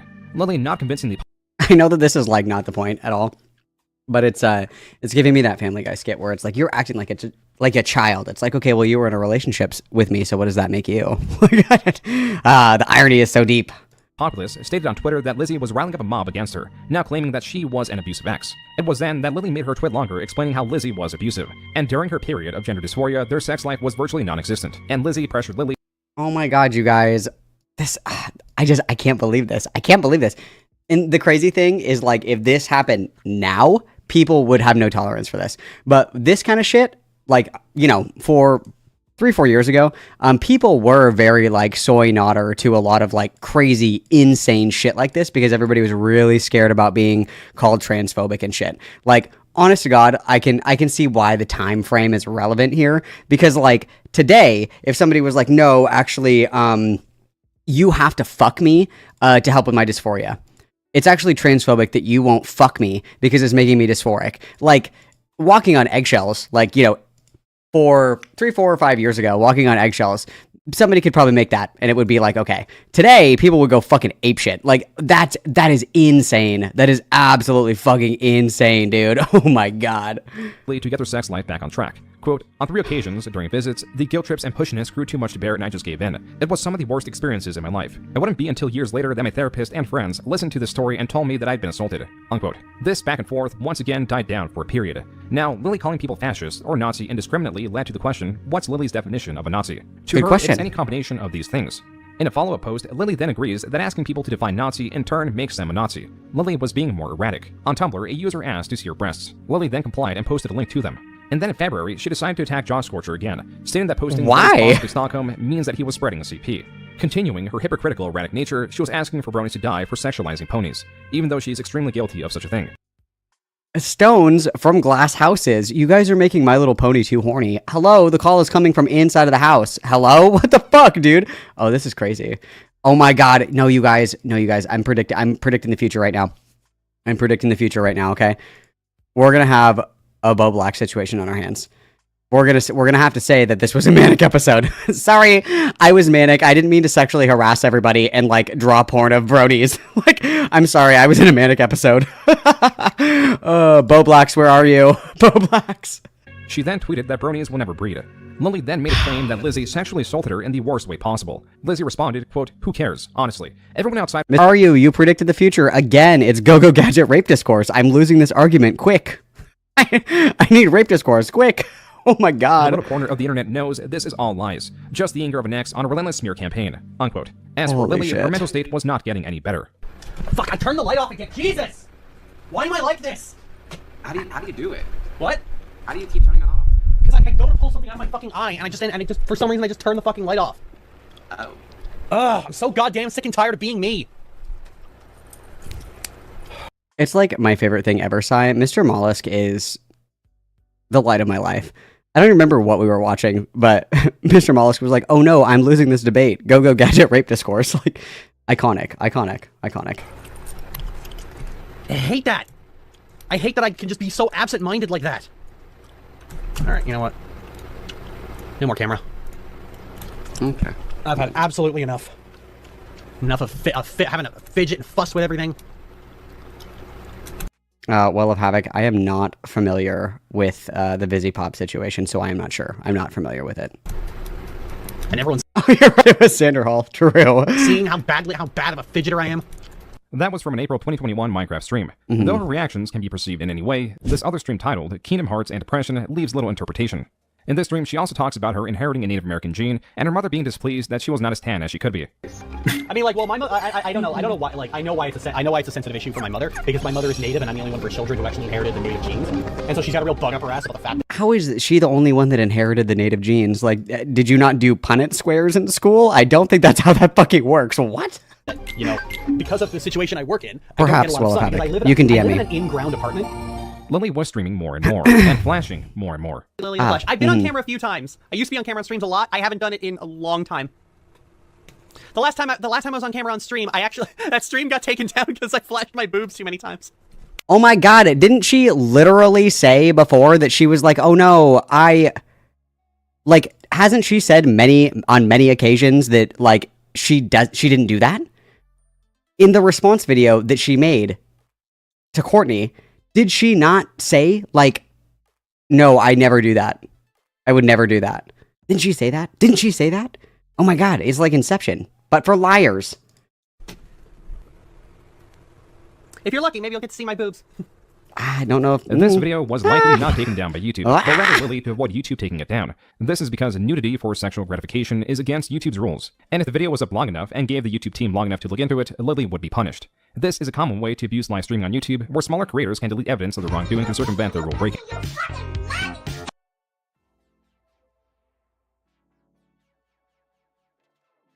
Well, it's not going to read it for you, so... It's just dead air. It's just not going to read it. Never mind. Okay, I'll read it. Sigh for $8. The boob flashing was the only thing in the drama video she sort of kind of apologized for. She's so insincere. Very true. Very true. Yeah, it was like, if I did do it, I don't really remember doing it, but like if I did, like, I don't think it was that bad. But anyway, sorry. Oh, sorry. The boob flashing was the only thing in the drama video, Hong Kong Hong Baguette, she sort of kind of apologized for. There you go. You're welcome. Boom. Lily was clearly looking for sexual gratification, and in further streams, was looking for even more than that. Well, I'm in Halifax, Nova Scotia. That's the area I live. I'm not going to be more specific. I mean, if you want to meet up, then what? Drop me a line somewhere if you're local. If you're local or in the. She's looking for hot singles in her area on live stream. Oh my god, bro. Area and you want to meet up, just drop me a line. Lily was still in a relationship with Michaela. As seen for this tweet, she was going to visit Lily. Babe, I'm sorry that I'm trying to fuck hot girls in my area on twitch.tv. It's for my gender dysphoria. Here's they have an open relationship and are soon to be married. Me and Michaela are getting married in 2 days, everyone. Both gonna look so fabulous on your wedding day. It's not that kind of wedding, but okay. Yeah, it's just Canada wept. Yep. It's less about the wedding and more than about us just being married. As Lily became closer with Michaela, her relationships with virtually everyone else soured. At the start of 2022, she claims a stalker took photos of a residence, and after an altercation, the stalker was arrested, and Lily goes on to say, quote, "This is now the third time someone has taken this stalking and abuse offline. The last two being when I was stabbed in September of 2018, and redacted in October of 2018. Oh, when she was stabbed in the past, in it. Lily was asked to show the scar that resulted from the stabbing, but has refused to do so. As for the most recent stalker, Lily was openly talking about them on stream. What happened? One of my stalkers came to my building, my apartment building, took a photo of it, sent it to me through email, and said, "This you?" That freaked me out, but they were actually still outside when they did that, so that led to a whole thing. I went out to confront them, and that devolved into a fight. I won the fight, got a concussion in the process, but I won the fight. Guy was taken to the hospital because kind of bloodied him a bit, but he's being arrested, and I'm pressing charges for criminal harassment. There was a Lily Orchard gossip blog, believed to be run by Lily's ex-friend Cypher, refuting that this event happened. And then on stream, while playing Whiplash, Stockholm was posed as one of the answers to a prompt. Reading Stockholm. How do you read a city? Oh, I would love to get a hold of the city plans for that city. They'd probably be terrible. Terra Callie was also brought up, though Lily was more direct with that one. Yeah, that idea was positioned by a friend that I don't talk to anymore because she had to go to federal prison. My orange is the new black ex-friend is actually the one who convinced me to make a fake profile and convince everybody that this fake profile that was actually me fuck dogs and shit. Yeah, it was so crazy, guys. Like, please. I have way too many hard drives. Okay, she went to federal prison because she was Toon Critic before Toon Critic happened. That's why.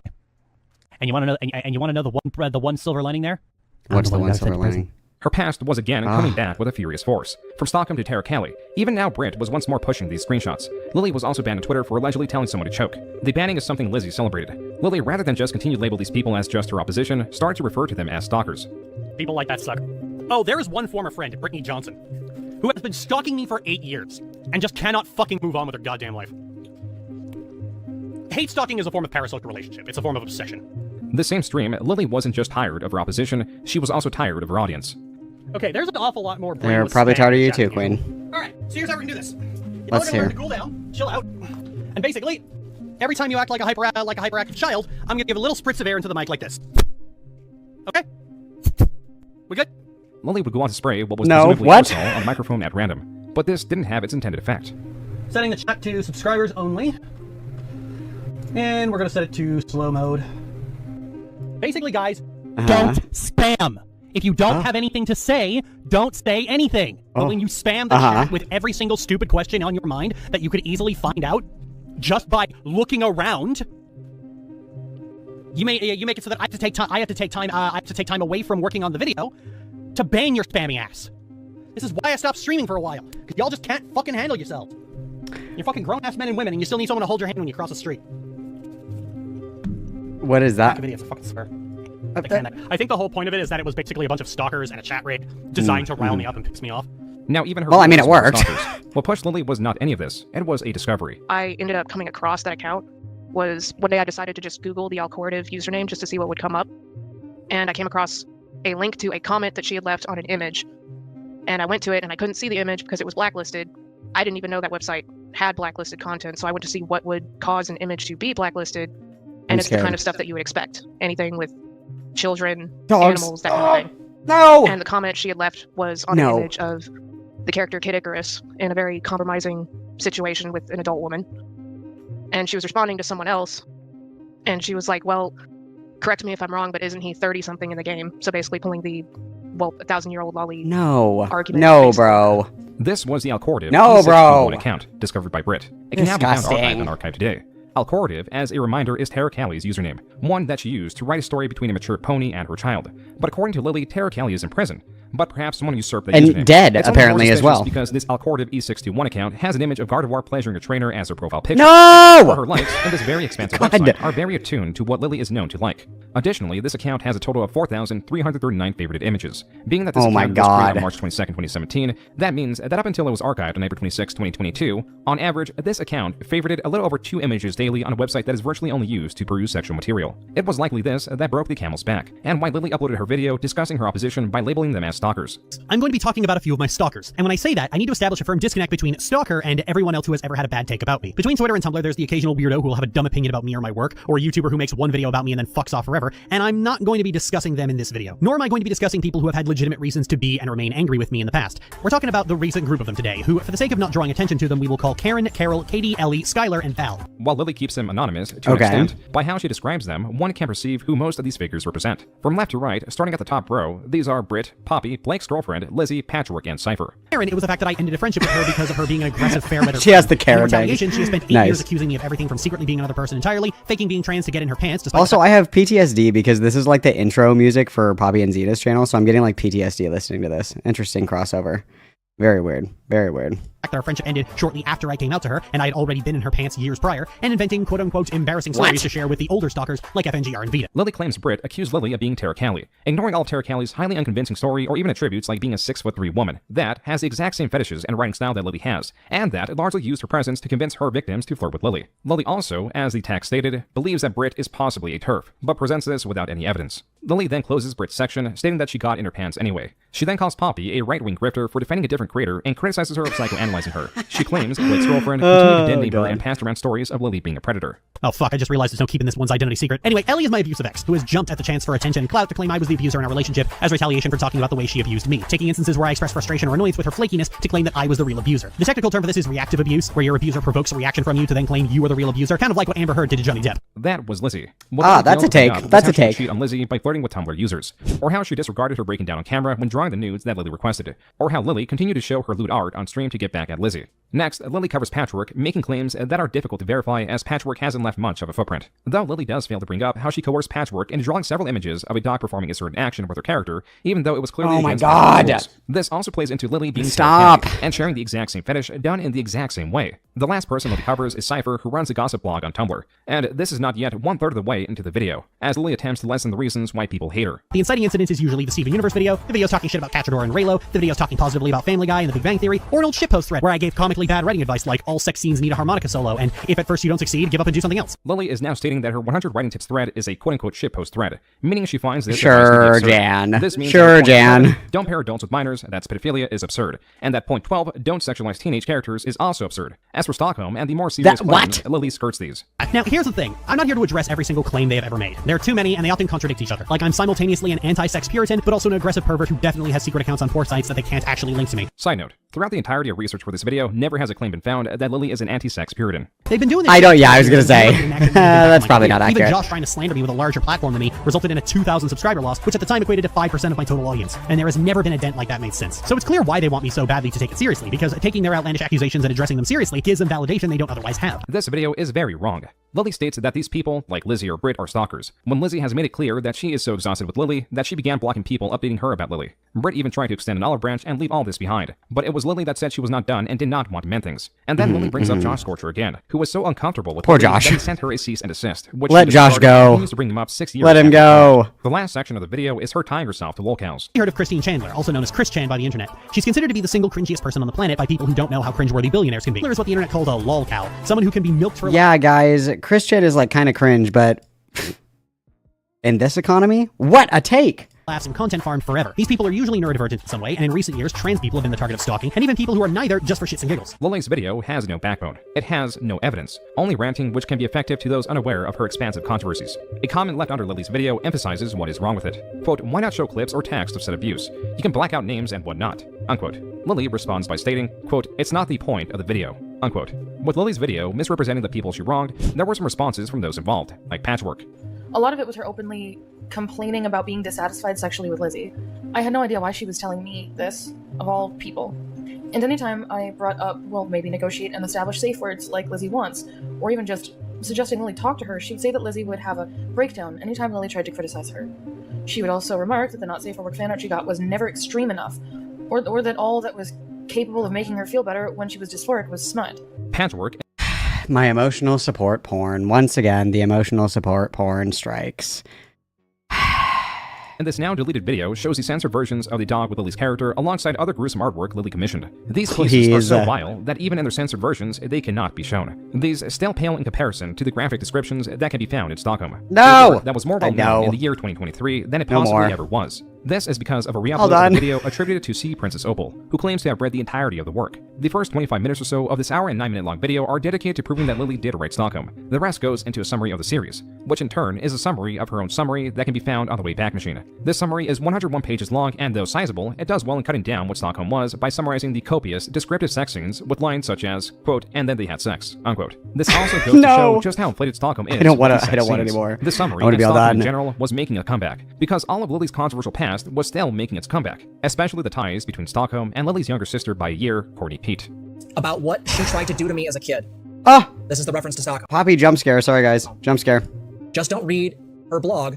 She's hurt enough people. This was Courtney Pete in July of 2023 reaching out to creators Poppy and Xena. Though this isn't just them interviewing Courtney through text. Okay, we're just giving an alleged assault victim a platform to talk about what happened to them. You should be fully for this, Lily. It's true. I witnessed the abuse she went through as well. But you had asked me. Yeah. Courtney opens by talking about how Lily embraces a Native American culture that is not of the family. Then goes on to discuss her allegations against her brother Cameron, who suspects also abused Lily in the same way, and then goes into what she believes Lily went through. She would take off from school property, lose her mind when people brought her back, and that's when her parents started bringing her to the doctors. And honestly, doing a lot of thinking on it, I think she really was being touched by a teacher and just did not have the words to say. Like, I used to tell my mother I didn't like playing house with Cameron, and because what she didn't know is what I was trying to convey. I don't like having sex with Cameron. Just gonna stop to lore dump just a little bit. I don't know if June comments on this, and this isn't a video about Zoopy Poopy, so whether it's in here or not. This is the interview where Courtney is like literally choking back tears, talking about her horrific childhood sexual assault. This is where Poppy was like, gotta turn on the Riz effect. This was the situation that provoked the Rizzler to come out. Like, okay. Excerpts from the Dash family of Stockholm. Quote, who was your first girlfriend anyway? Twilight asked. Huh? Oh, one of the substitutes at my old school. Essentia shrugged. I don't really remember her name. Started with a ch, that's all I remember. Wait, what? Twilight blinked with surprise. A substitute teacher? Essentia nodded. I was 14, she was filling in for the senior calculus teacher. You dated a grown woman at 14? Unquote. A fair portion of this interview is about how terribly Lily was treated as a child, like how her parents introduced a platform of no self-worth. He would say, oh, because we actually care about you, Courtney. And he would say this in front of Lily and not Jesus Christ. Yeah.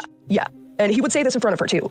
Like, she would be around, she wouldn't be around, she'd be listening, she wouldn't be listening. And it's just like, oh, that's because we actually care about you, Courtney. Flips the cup up and dumps it all over her.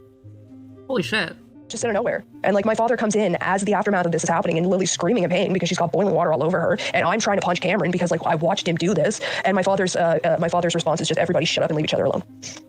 Literally didn't matter that his child was burnt and the other one did it. Oh my fucking god. A shared point between Lily and Courtney's stories are how terrible their parents are. They are described as negligent, demeaning, ineffective at all they do. The point that things split are with the allegations against Cameron and with each other. In a trailer home. Slept right through it, whole fucking night. I would sleep through a fire alarm going on outside my open bedroom door. Like, I slept through everything. So if she was molesting me in my sleep, I was 100% sleeping through it because I slept like a dead child. Jesus Christ. So I never actually caught her in the act at that point and look up to see Lily's face sticking through my slowly opening door. She would make eye contact with me. I wouldn't even say anything. She would just go, oh, you're awake. And then leave. Like, excuse me? You were expecting me to be asleep? What the actual fuck are you going to do? And I had surprised her. Courtney also goes into the various psychiatrist visits Lily had, and that their parents were instructed to not leave Lily with Courtney, but this went ignored. This child removed, or me removed, like just, she's not safe with this child. Okay. Peace, have a good one. Hope it works out. Like, what? No, it's true. It's fucked. I don't know either. Excerpts from the Dash family of Stockholm. Quote, a creeper? What do you mean? You spy on her? Rainbow asked. Sweetie Belle nodded. Man. When she's changing or taking a shower or trying to be alone, even when I started crushing on you, I was spying on my sister. And sometimes I'd steal her underwear. Unquote. Excerpt from Stockholm Actual. Quote, Fluttershy giggled, I see what you mean. I'm an only child, but it certainly is something interesting to think about. Oh, but if we were sisters... It's so gross, like, with all the context, and I changed my opinion. The pacing is fine. I changed my opinion. I take back that original criticism, okay? It's, like, so gross to, like, sit through this video and, like, learn about all, like, the disgusting, like, sexual fantasies that she has, and then, you know, that she's been writing all this really fucking nasty, gross shit for an extended period of time, and that it is just her, like, reliving the alleged events that she did, right? Like, it's not... I think that's, like, the most fucking just unnerving part about the whole thing is, like, allegedly, right? Allegedly. This is just recounting and, like, relishing in the alleged abuse. Like, that's just so fucking gross to me. Like, I don't know, man. It's fucked up. It's fucked up. It's fucked up. I think we might have done this a long time ago. Rainbow blushed. Oh, really? How do you figure? If we were close since we were kids as friends, I can only imagine we'd be closer if we lived under the same roof together. Fluttershy nuzzled her neck, playing doctor, taking baths together, growing up together, learning about our bodies. Unquote. Different excerpt from Stockholm Actual. Quote, Rainbow sighed, alright, she said nervously, getting up and moving to her dresser. Opening the drawer, she found Sweetie Belle's underwear, where she left them, folded underneath her socks. Taking them in hand, she felt the soft material between her fingers, shuddering as she imagined where they'd been before coming into her possession. She stepped back and fell onto her bed. Unquote. There is the possibility that Courtney expressing that Lily has an obsession with her underwear could have read these pertinent sections of Stockholm to craft these allegations. But it is also important to note that this was in Stockholm, and that Lily wrote it and several other similar scenes to be sexually gratifying. Still typically around the age of 14 and involving a sister. And then Courtney, when she started talking about it, I believe Courtney was around 14 when she put the lock on her door. Jesus so there's Christ. like a really dark, weird potential connection there. Oh, Lily. Courtney goes on to how Lily was as a child. Well, she ended up assaulting school staff. The cops were called. They basically took her into custody, and she threatened to slit, in regards to me, my mother, and my father, she threatened to slit all of our throats in her sleep in police custody. Sure, So, you sure she doesn't have BPD, like, but not treated?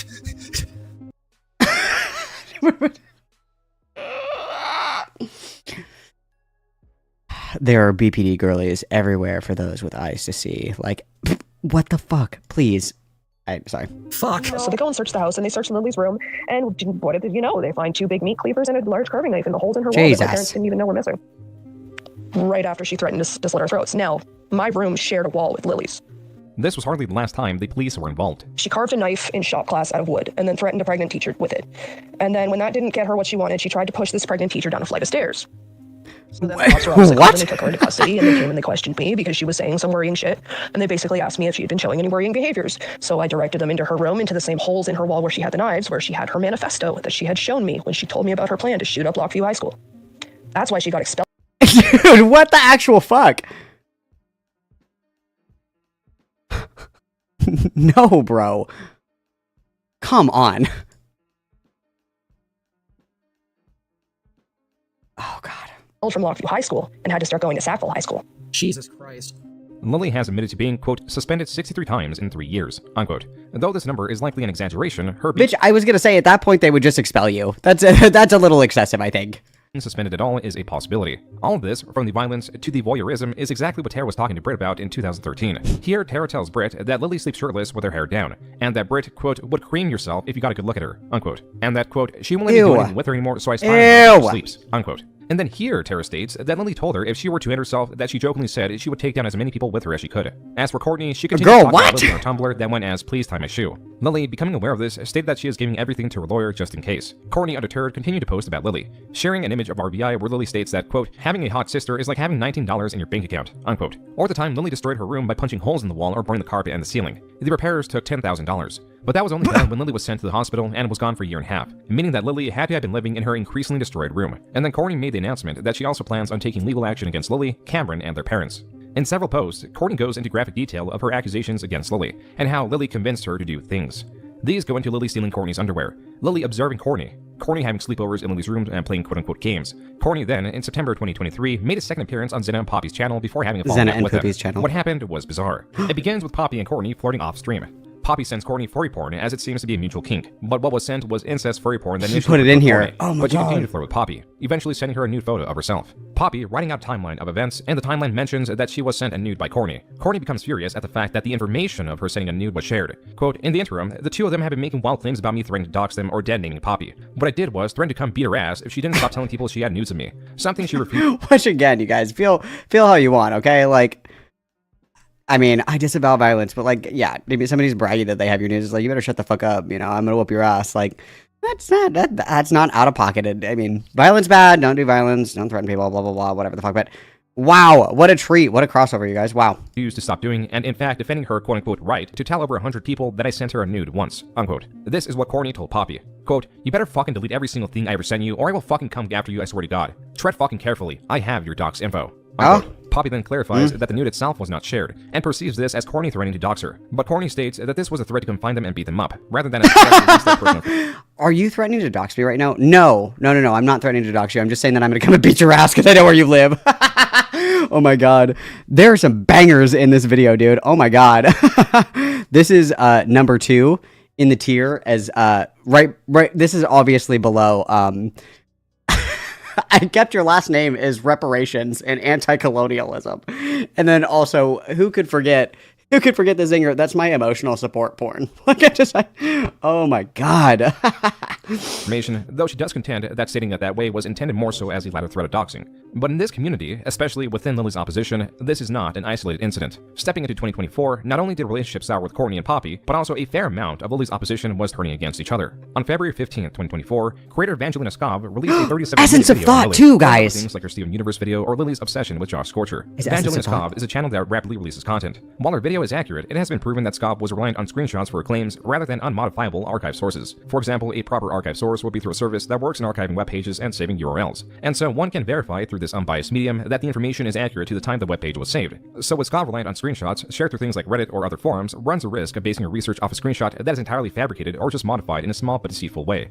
But the possibility of running across such fakeries that are convincing is small, and depending on the video and who provides a screenshot, this doesn't run a large risk and can make research easier. But in Skov's case, though the screenshots are accurate, they, through the unique color coding and zoom, can be sourced to Essence of Thought's video. Oh my God, not show my fucking God, bro. Orchard. These videos, as often recounted by the creators that dislike Ethel, are very slow, not entertaining, assume the intent of the subject.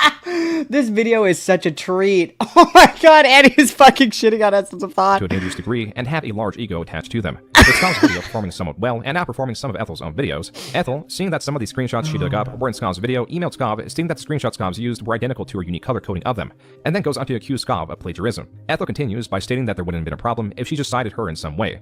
But because Skov did not do so, Ethel is demanding 30% of what the video earned, which includes AdSense, the Patreon earnings of the What month a it was released, psycho. and even earnings from the sponsor in the video. What a fucking Additionally, psycho, Ethel is bro. demanding a correction/apology on social media, Oh as my well as an God. explanation of the issue in their description. Skov, not wanting to pay Ethel in what can be perceived as extortion, did update her description to expand on the sources she used, citing Lily's gossip blog as a source for the screenshots, meaning the likely happening was that a person screenshotted Ethel's original videos. Someone shared it to the gossip blog or they found themselves, and Skov used the screenshots from the gossip blog. Through this, Skov would have no interaction with Ethel's video, but to appease her, she later added Ethel as a source. With the initial update of her description not including Ethel noticing emailed Skov stating that she can prove plagiarism with a clever application of quote-unquote data triangulation, and that Ethel is giving her one last chance before going Oh public my with God. everything. And on March 2nd, 2024, Crazy. she did go public and released her video that What a breaks down treat. how these screenshots were sourced from her, alongside encouraging Skov's audience And to no one unsubscribe gave a to Skov's fuck. Patreon. So, if you're a fan of hers, especially if you're someone who donates to her Patreon, are you going to prove her right?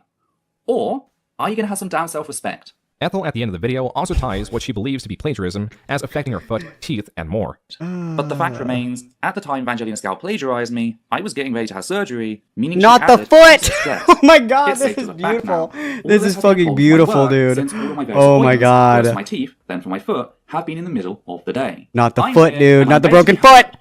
Drawing inspiration from Tay Pratchett's Going Postal for a second, Scow, if you're watching this, I'd like you to hear what I have to say to you personally. Oh my God, this is you may not have nuts. thought to, but in 100 small ways, you have snatched the bread from my starving mouth. Not the bread from her starving mouth, bro. But after they had sent the first email to me saying, pay me 30% of your income, they tweeted and sent an email to the sponsor of that This is video nuts. to try and, what it looks like, to harm my income. So my fears were confirmed, at least in my opinion, that this was somebody who was maliciously trying to attack me. I wouldn't Yeah, have used certifiably Essence of like Thought as cuckoo research bananas, yes. For my video. Because I don't trust them as a source of information, given what I know about them and how I've seen how she goes after people and how she twists things and how she lies about things from my understanding. A big talking point of this was the perceived extortion, but Ethel in a follow-up video to Scott's response states, Except, as anyone who watched our video or actually read the emails for themselves would know, Sco's plagiarism was always coming to light, regardless of whether they paid the compensation we felt we were owed. This is Ethel essentially stating that her statements were not threats, they were a promise. Oh my god, bro. Based approach to all this was both a misunderstanding of the YouTube environment she stands in, and another example of how combative those attempting to bring Lily to light could be. Even Courtney made a video on Ethel, which Ethel reciprocated with a video on Courtney. And which was a mistake, a huge tactical error. Made her own video against Lily. This was of particular note because she, up until recently, was a friend of Lily's. Besides interviewing Courtney and Britt and introducing another accusation against Lily, she also has audio from a call of her confronting Lily. In this call, Stockholm is brought up, where Lily claims his story was about her killing pedophiles. Right. Well, from my understanding, the what? Hang on now. Context or Scootaloo and some of the other CMC have like relations with the with Rainbow Dash and stuff. Nope. I generally just don't talk. I just generally don't talk about it because, you know, it's one of the most. It's one of the more persistent pieces of fiction that pass around about me because nothing passes the rounds better than it's just fake, passes bro. the rounds It's more just than fake. Trans Girl Predator. Right. And it's just fake, bro. Okay, It's I fake. just don't talk about it. I don't Fake acknowledge it. I don't screenshots, give bro. attention. That's pretty much all it's been. So, as a favor to you, if I reached out to Courtney and got her to apologize for the trans. No. I do not want you to reach out to Courtney at all. Okay. Well, let me put it this way. I don't feel comfortable with any of this, Lily. I don't feel comfortable with these allegations against you. I just don't. So. All right. Goodbye. Okay, bye. Lily, as a direct response to Ethel's many videos on her and I Love Composable Lot's my recent God. video, she Banger released her own video content. titled That was I've been banger harassed content. and lied about for 12 years. This video isn't going to cover everything. It mostly covers the accusations of me being a groomer, the accusations my sister has made, and someone's weird This tangent video about my is heritage. horrible. If you're here asking about Madhouse or Iris and Kira or Scars or whatever other project you found in my back dumpster, you're gonna have to wait until another time. This is the important shit. This means Lily would not be covering Stockholm. The first 10 minutes or so in this hour-long video goes over her heritage, to then wanting to step away from her drama. People have been tricked into being a part of this harassment mob. Outside of Brittany, Patch, Courtney, KP, and Ethel, if most of these people backed away and stopped talking about me, everything would be forgiven. I don't want an apology or a public retraction. I just want to be left alone. Lily then addresses I Love Composable a lot and the additional accusation found in her video, then moves on to Britt and immediately opens her section with lies. Oh my god, this is giving me PTSD. I hated this video. Oh, convenient. You're gonna see a lot of that, by the way. Except not really, because she actually does show chat logs, allegedly of me and her, with the ends of our surnames to identify us, using it as proof of me prompting unwanted physical roleplay. The reason these screenshots are cut off is due to how I Love Composable Lot's video was edited and that she zoomed in. The originals have Lily and Britt's full name. Oh, what's even better here, is that her screenshot, it shows her initiating it. She accuses me of prompting an unwanted snuggle, and then the screenshot is of her prompting the snuggle. I have to laugh, because if I don't laugh, I'll cry. Especially with this next one, because it actually visibly made me angry. Brittany brings up a claim about a sock puppet account and accuses me of using it for coercion. The chat logs of this account are shown multiple times, but they have no name, no profile picture, and no timestamp. This is my first time seeing her proof, and it's fucking nothing. I don't even know what program this uses. It's literally nothing. And this is what's being used as proof that I'm some super predator? Are you fucking kidding me? This is the most amateur hour shit show of a fucking interview I've ever seen. Lily's position here is that Britt lied about everything, especially Terra Callie, and claims the chat logs are fakeries. The proper way to disprove this would be to prove that Terra Callie exists. After all, True, good point. Lily's work. Lily was the only person that has ever seen her. Show her to me, Rachel. Show her to me, please. Show it to me, Rachel. Because even if these chat logs are falsified, Lily is supposed to not know how Terra didn't just convince Britt to flirt with Lily, but also Blake and allegedly Nintendo Gal 55. What's more, Lily closes the section by stating that she won't be talking about patchwork and shows the least lewd art she commissioned. There are a significant amount of holes in this video already. The next 17 minutes are dedicated to Ethel and a minor that allegedly watched one of Lily's streams where she flashed her breasts. So Glade, if you're watching this, I have no idea why you would be. I should have just straight up told you why it was 18 plus and saved us all the trouble. And I'm sorry. So while this incident is a pretty cut and dry instance of me dropping the ball as a server admin, Ethel decided to run with it. After a lengthy section discussing Ethel, her methods, and playing with the possibility of suing her, Lily then moves on to Courtney. He said, she said that we're going to get. Neither of us have evidence for our claims, and the most I have is Courtney contradicting herself. So moving on to the big one, Courtney Pete. Lily, besides denying Courtney's claims entirely, states that it was Courtney that was predator and blackmailed Lily because Courtney was perceived as the favorite. As for the contradictions in Courtney's story, there are none that Lily presented. Lily makes it a point to state that the ages in Courtney's claims don't make sense for what she's being accused of, and that their parents, if Courtney was truly the favorite, would have believed Courtney right away. This is not a contradiction, it is just a complexity of who they are. Yet, because of the nature of these claims from both sides, and that they would have taken place around 20 years ago, there is no definitive evidence besides accusations. What there is a rest of Lily's extensive history that is progressively getting more and more interest. Yeah. Not for her accolades or through her own entertainment, but to know what Lily Orchard has done. Better understood are things like Lily writing Stockholm and Doomsday Sending, to her obsession with Gardevoir and Josh Scorcher, or her attacks on Lizzie. Lesser known are things like the artwork she commissioned for Patchwork, which ties things back to Lily creating Terra Callie and using Terra Callie to manipulate others, which then extends to Alcordiv, who wrote A Mother's Love, A Daughter's Passion. And Alcordiv is also the name of that E621 account that has the exact same interest Lily would have. And then it goes into the least known. She is fully irredeemable at this point in my eyes, and there's a very specific reason for that. It's actually the other sets of pornographic accounts I was telling you about the other day. Uh-oh. No, these aren't the dark web ones. I'm scared. But they might as well be. Oh no. So, no. After the 621 account was found, I'm not one ready. under the Alcortive name with all the depictions of kids doing weird shit. I'm not ready. That account went dormant. A little while later, an anonymous person reached out to me and Gallade on Tumblr saying that they had found three or four accounts, all with usernames that related back to Lily in some way, on a website called Sankaku Complex. I'd never heard of that website, and apparently it is known for hosting some of the worst stuff that you can find on the surface web. And this person had gone through all these accounts, which were under the names Alcortive, Ibarra Terra, which were her two sock puppet account names just smashed together. There was a username related to one of her fanfics, but they all had identical favorites, identical tags. Like, it was pretty much all the same person. Oh no. There's no easy way to say this, but it's hardcore content. These accounts, as per Brit's description, are highly interested in children, but because of the nature of them, they are impossible to verify, and are only associated to Lily due to her usernames and the common interests. While Lily is not particularly intelligent when it comes to covering her tracks, she tries to delete virtually everything. This makes investigating her all the more difficult. There are a mountain of accusations levied against her. Yet in this video, only the ones with the most evidence or relevance because who is giving the testimony are displayed. The job for police to investigate Lily, especially for Stockholm, would be difficult, as they would have to understand femfetch and its relation to femfiction, and yeah, understand I guess how that's Stockholm was true. retrieved I guess in its that's original true. state and understand what My Little Pony is, and that there exist human forms of these characters, and they would have to go over the entirety of the 700,000 word long work and then also pin Lily for distributing Bro, it. imagine it's like your first day on the job. You just got promoted to detective, and they're like, I need you to sit down and read this 800,000 word brony fanfic and determine if it's illegal or not. And you're just like, oh, what? Oh my god, fuck. Which could be tied to her Boss Spawn account, which gave out a Google Drive link. But also, the Drive link is dead, so it is not possible to verify for certain that it was Stockholm. On top of that, Lily is a public figure. Concerned viewers of any creator calling the authorities to investigate someone does make the job of investigators more difficult, as the regular viewers reporting this will be more lax with reporting weaker evidence, and would make such an investigation more difficult to verify all these claims, which is why police will disregard it. This is all to say the current likelihood of Lily getting arrested is slim to none. But her history has been stacked against her. She has progressively gotten more and more aggressive, erratic, unpredictable. She has now begun copyright striking critical works of her, and as long as she remains online, she will continue to cause havoc. This is not the end, but rather the beginning. Oh my goodness, you guys. Delicious content. Absolutely delicious. I was waiting so long for that video to come out. I was waiting so long. I have been complaining for a very long time that there's not like a quick little TLDR of Lily Orchard, and I wouldn't consider that really a TLDR, right? Because it's like almost a 3-hour long video. But in the context of all the shit that exists about Lily Orchard, not having to, dig around multiple different places in order to find the information that you're looking for. I've been waiting for that one for a while, guys, and Jesus fucking Christ, that did not make me happy.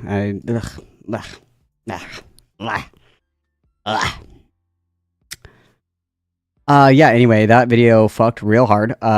Subscribe to Joontheking, you guys, because he is a king. That was king shit. That was a good one. That was a good one. Good content. Good content.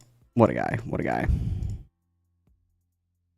Well, you guys, that was like the worst thing that's ever happened to me. How's everybody feeling? How's everybody feeling? Because that's like the worst thing that's ever happened to me. How are you guys? How are you guys?